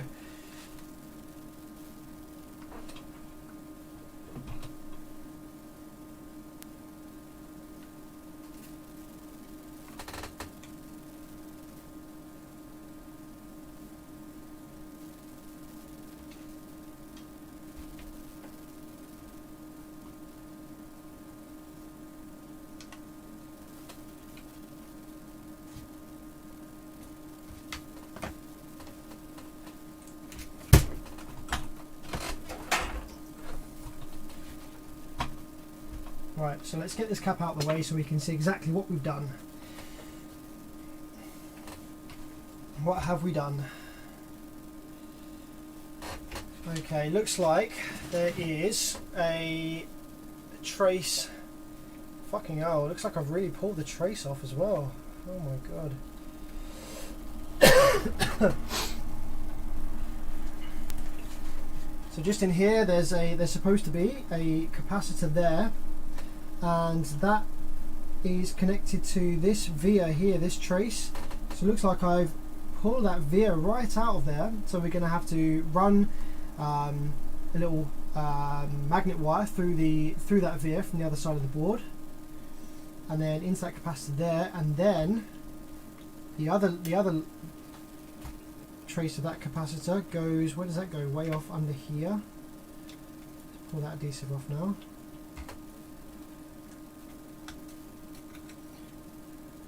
Might actually have to remove the inductors again because I can't really quite see where that goes to.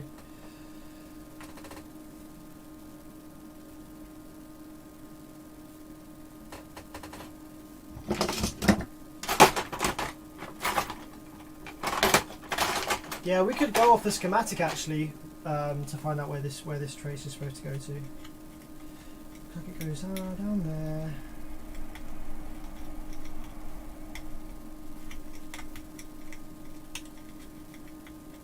Actually, looks like the trace might have snapped, so I could just scratch off the insulation and solder to the rest of the trace. But yeah, that goes through there. That's that via. I've actually also desoldered. See this capacitor? I've desoldered that one there as well. So we're gonna have to resolder that one, and I'm gonna check the other side of it as well.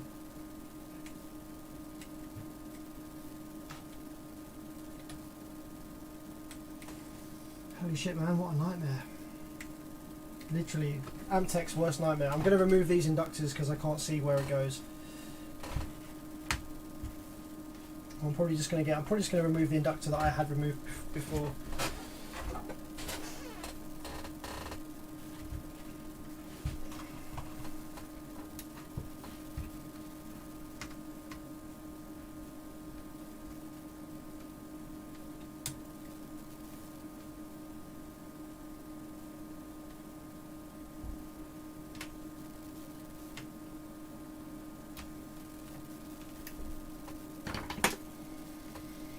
Yeah guys, the harsh reality of it is, as long as you've been doing something and as skilled as you might think you are at something, you will make mistakes every now and then.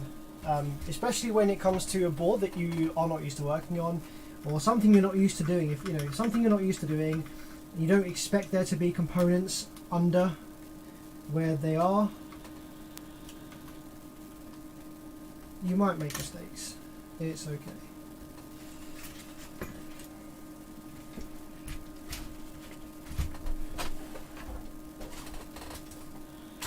I don't think I'm gonna charge for this repair. Like I wouldn't feel right in doing that. I'm gonna take this one as a learning curve for these boards. I'll charge. This is the same customer. I will be charging for the 1000/4 because that one was a successful repair. Nothing went wrong. It's fine. It was cool. Figured out the issues. Nothing was damaged, etc. It was fine. So yeah, I'll charge on that one. So I will get something out of these two, and I'll be able to stream this for you guys, so that's something at least.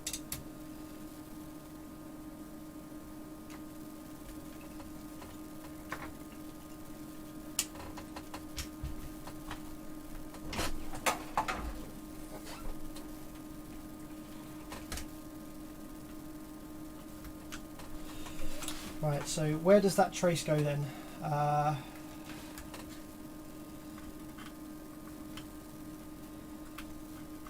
So difficult to see because Rockford masking is amazing.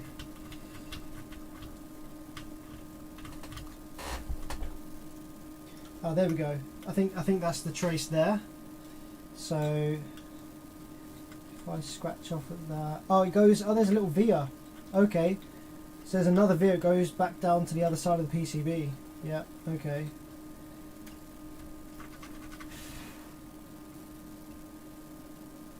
Does it also go off anywhere else? Really hard to tell. Especially with all this adhesive on the board still.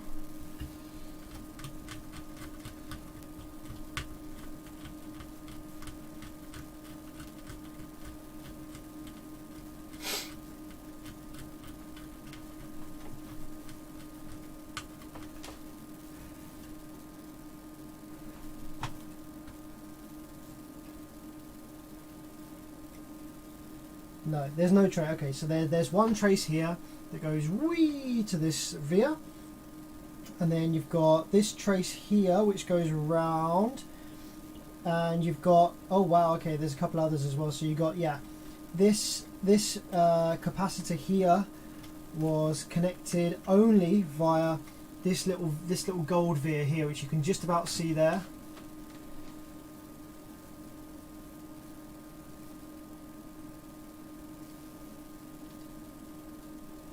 So we're going to have to get intricate with our soldering. We've got one, there's another trace up here as well actually, which we need to connect to there, and we've got this capacitor as well which we need to reflow both sides because we lifted this one a little bit as well. We luckily didn't damage the trace on this one by the looks of it, although I think we've killed the cap. I think the cap leg is wobbling around in there like mad. Let's get rid of this adhesive here. Oh, here you come.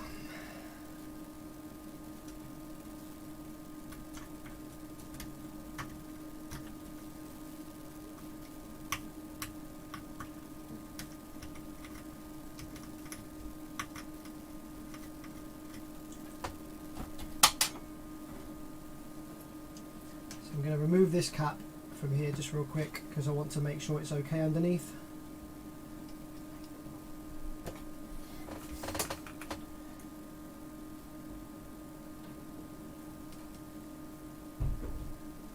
Let's get a little bit of flux in there.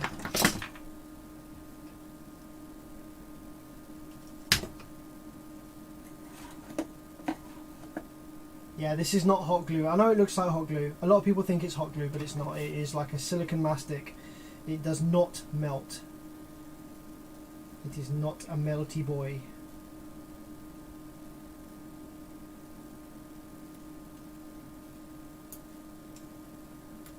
Right, there we go. So let's have a look at the bottom of this cap.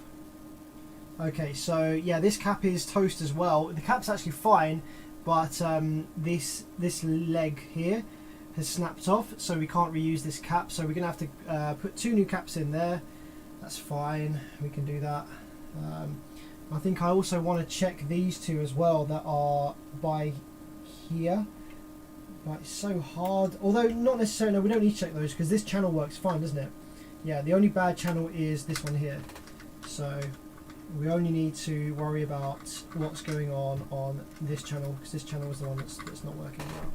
So what value are these caps then? These are 10, what do they say? There's so much adhesive on it. K3 10, 16 volts. So I assume that's 10, what exactly? 10 microfarads, maybe?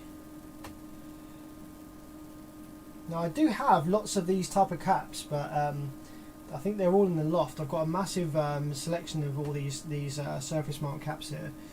So what I might have to do, guys, is I might have to lock off the stream here for this evening. For this amplifier, I need to order 2 new rail caps, obviously, and I need to find or order some replacement little surface mount aluminium caps to go in here. Then I'll be able to reassemble that, and hopefully that should fix the issues that we're having with this channel now.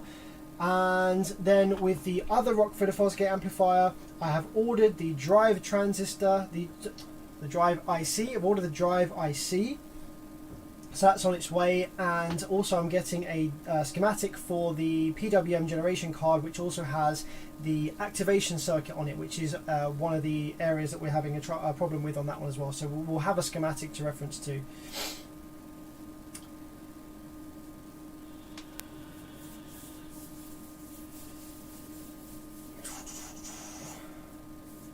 Apparently, what does it say? Apparently isopropyl removes silicon from plastic and painted surfaces. Let's give it a go, shall we? I have some 99% isopropyl alcohol right here. So let's see this bit right here. There's lots of silicon on there. So let's give it a spray. And let's see if that makes it come off any easier.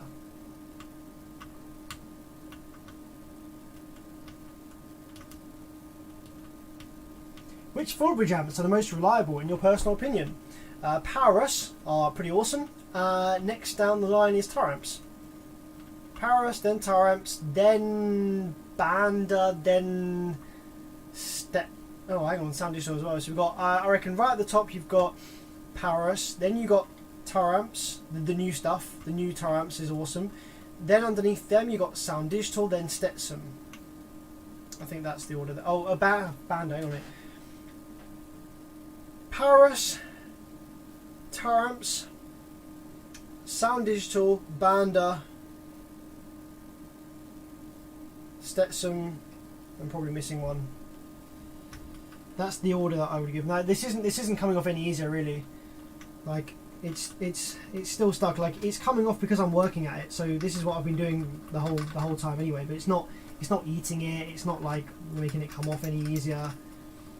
It's like that. It's like bathroom sealant. Yeah, you think about bathroom sealant. It's resistant to everything. Resistant to mold, resistant to water, resistant to chemicals. Oh shit, Sean, man, Sean Barlow, thank you so much for the $40, man. I really appreciate that. I feel like I learned something today. Good job. I did as well. I learned a shitload today, and that's really important. No matter how many amps you've worked on, you always get one where you feel like you really learned something. So yeah, it is important. This does happen, and it is cool to learn. Oh, I think I found I found the cap that I pulled. Holy shit, I squeezed the shit out of it as well. I did not even know it was there. You can see what's happened. I've fucking yanked it. I've got my pliers either side of that, and I fucking yanked it. Holy shit. I did not even know it was there. Yep, that I pulled that trace right off the board. That is a fucking mess, guys. I'm so ashamed of myself right now. I'm like, if I got this amp from another tech who had done this, I would be shaking my head, and I am shaking my head hard right now. I feel a bit sick. I'm so ashamed. I couldn't see that these were there through the adhesive. I was getting a bit frustrated with having to remove the adhesive to get the inductors out. I just wanted to get them out, and I didn't even think that there would be aluminium capacitors buried so deeply within the adhesive there. I am very ashamed of myself, but it is what it is, and we need to do some pretty skilled soldering to get that repaired by the looks of it. It's definitely repairable, no problem at all.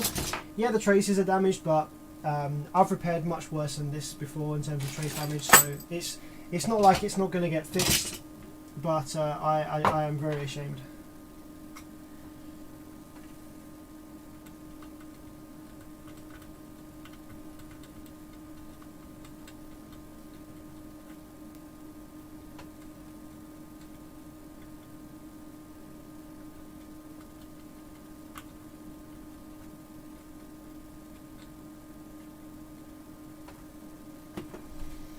But yeah, we've got some. We do have some copper there to work with. We've got a very small amount of copper to work with, but we do have some copper to work with from the top of the PCB. But if for whatever reason we're not getting anywhere with soldering to these, actually this is going to be fine. I'm going to be able to solder to those absolutely fine. But just in case we couldn't, there is on the bottom of the PCB, there are vias that we can go through. We can poke magnet wire through there, for example.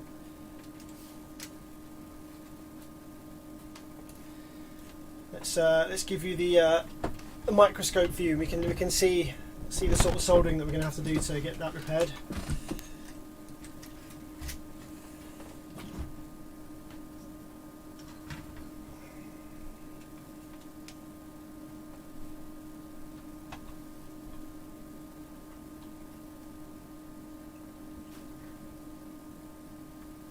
Okay, so we have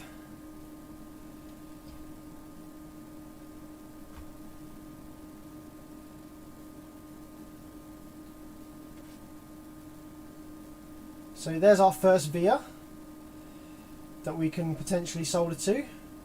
Let's spray a little bit of isopropyl in there just to clean up the view. So yeah, there's a little bit. There's our first trace that we can solder to.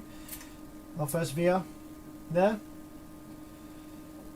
Then we have our second via, which has got loads of copper on it. That's going to be nice and easy to solder to. And then we have our third one, which is just there, which we're going to solder to. So yeah, I'm probably going to try and go through the via to the underside.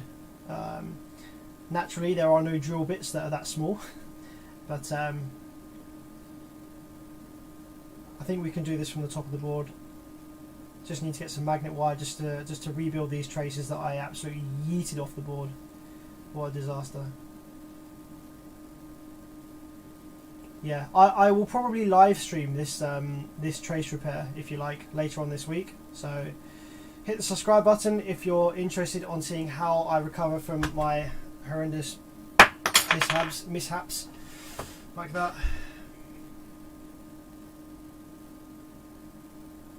What Korean half bridge is the most reliable? It's really difficult to say that. There's lots of different ones, and some people have issues, some people don't. I would have said digital designs, but to be fair, even I've seen people have loads of issues with those. So, most reliable Korean. Typically the smaller stuff. I sold a bunch of LW audio 1600.1 amplifiers, and I sold like fucking hundreds of them, and I haven't had a single one ever come in for repair in the UK, and there's loads of them floating around. I think they would be classed as being the most reliable at this point, the fact that I haven't seen a single one for repair. The 4500s would have been the most reliable, but they suffer from capacitor issues. The capacitors are shit. After 5 years they're all dying.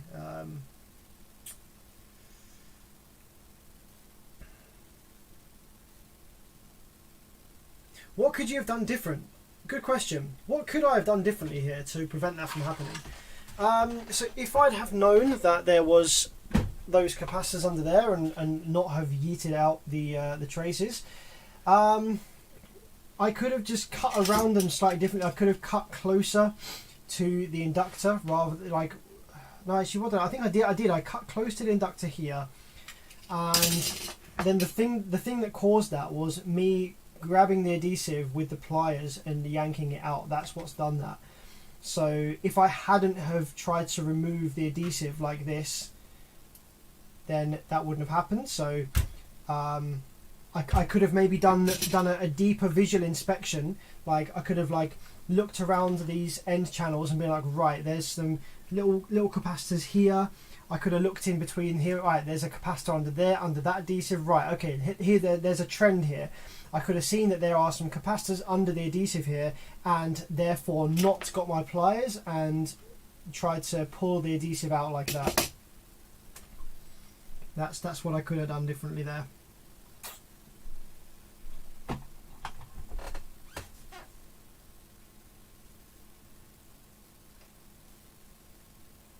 Your UK guys don't run that half ohm shit like we do in the USA. Oh yes, we do.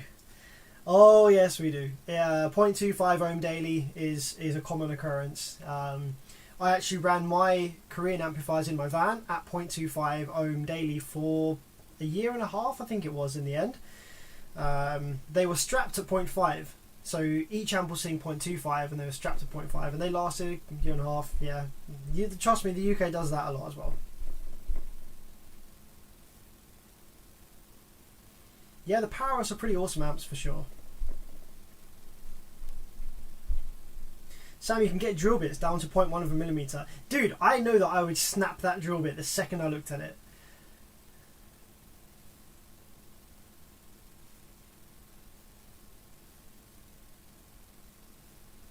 Yeah, I'm currently running half ohm in the van now. I'm running a Taramps HD10K, like an old Taramps amplifier. HD 10,000 at 0.5. It's a 1 ohm rated amplifier. I'm running it at 0.5, so it's behaving more like an 18 or 20k amplifier.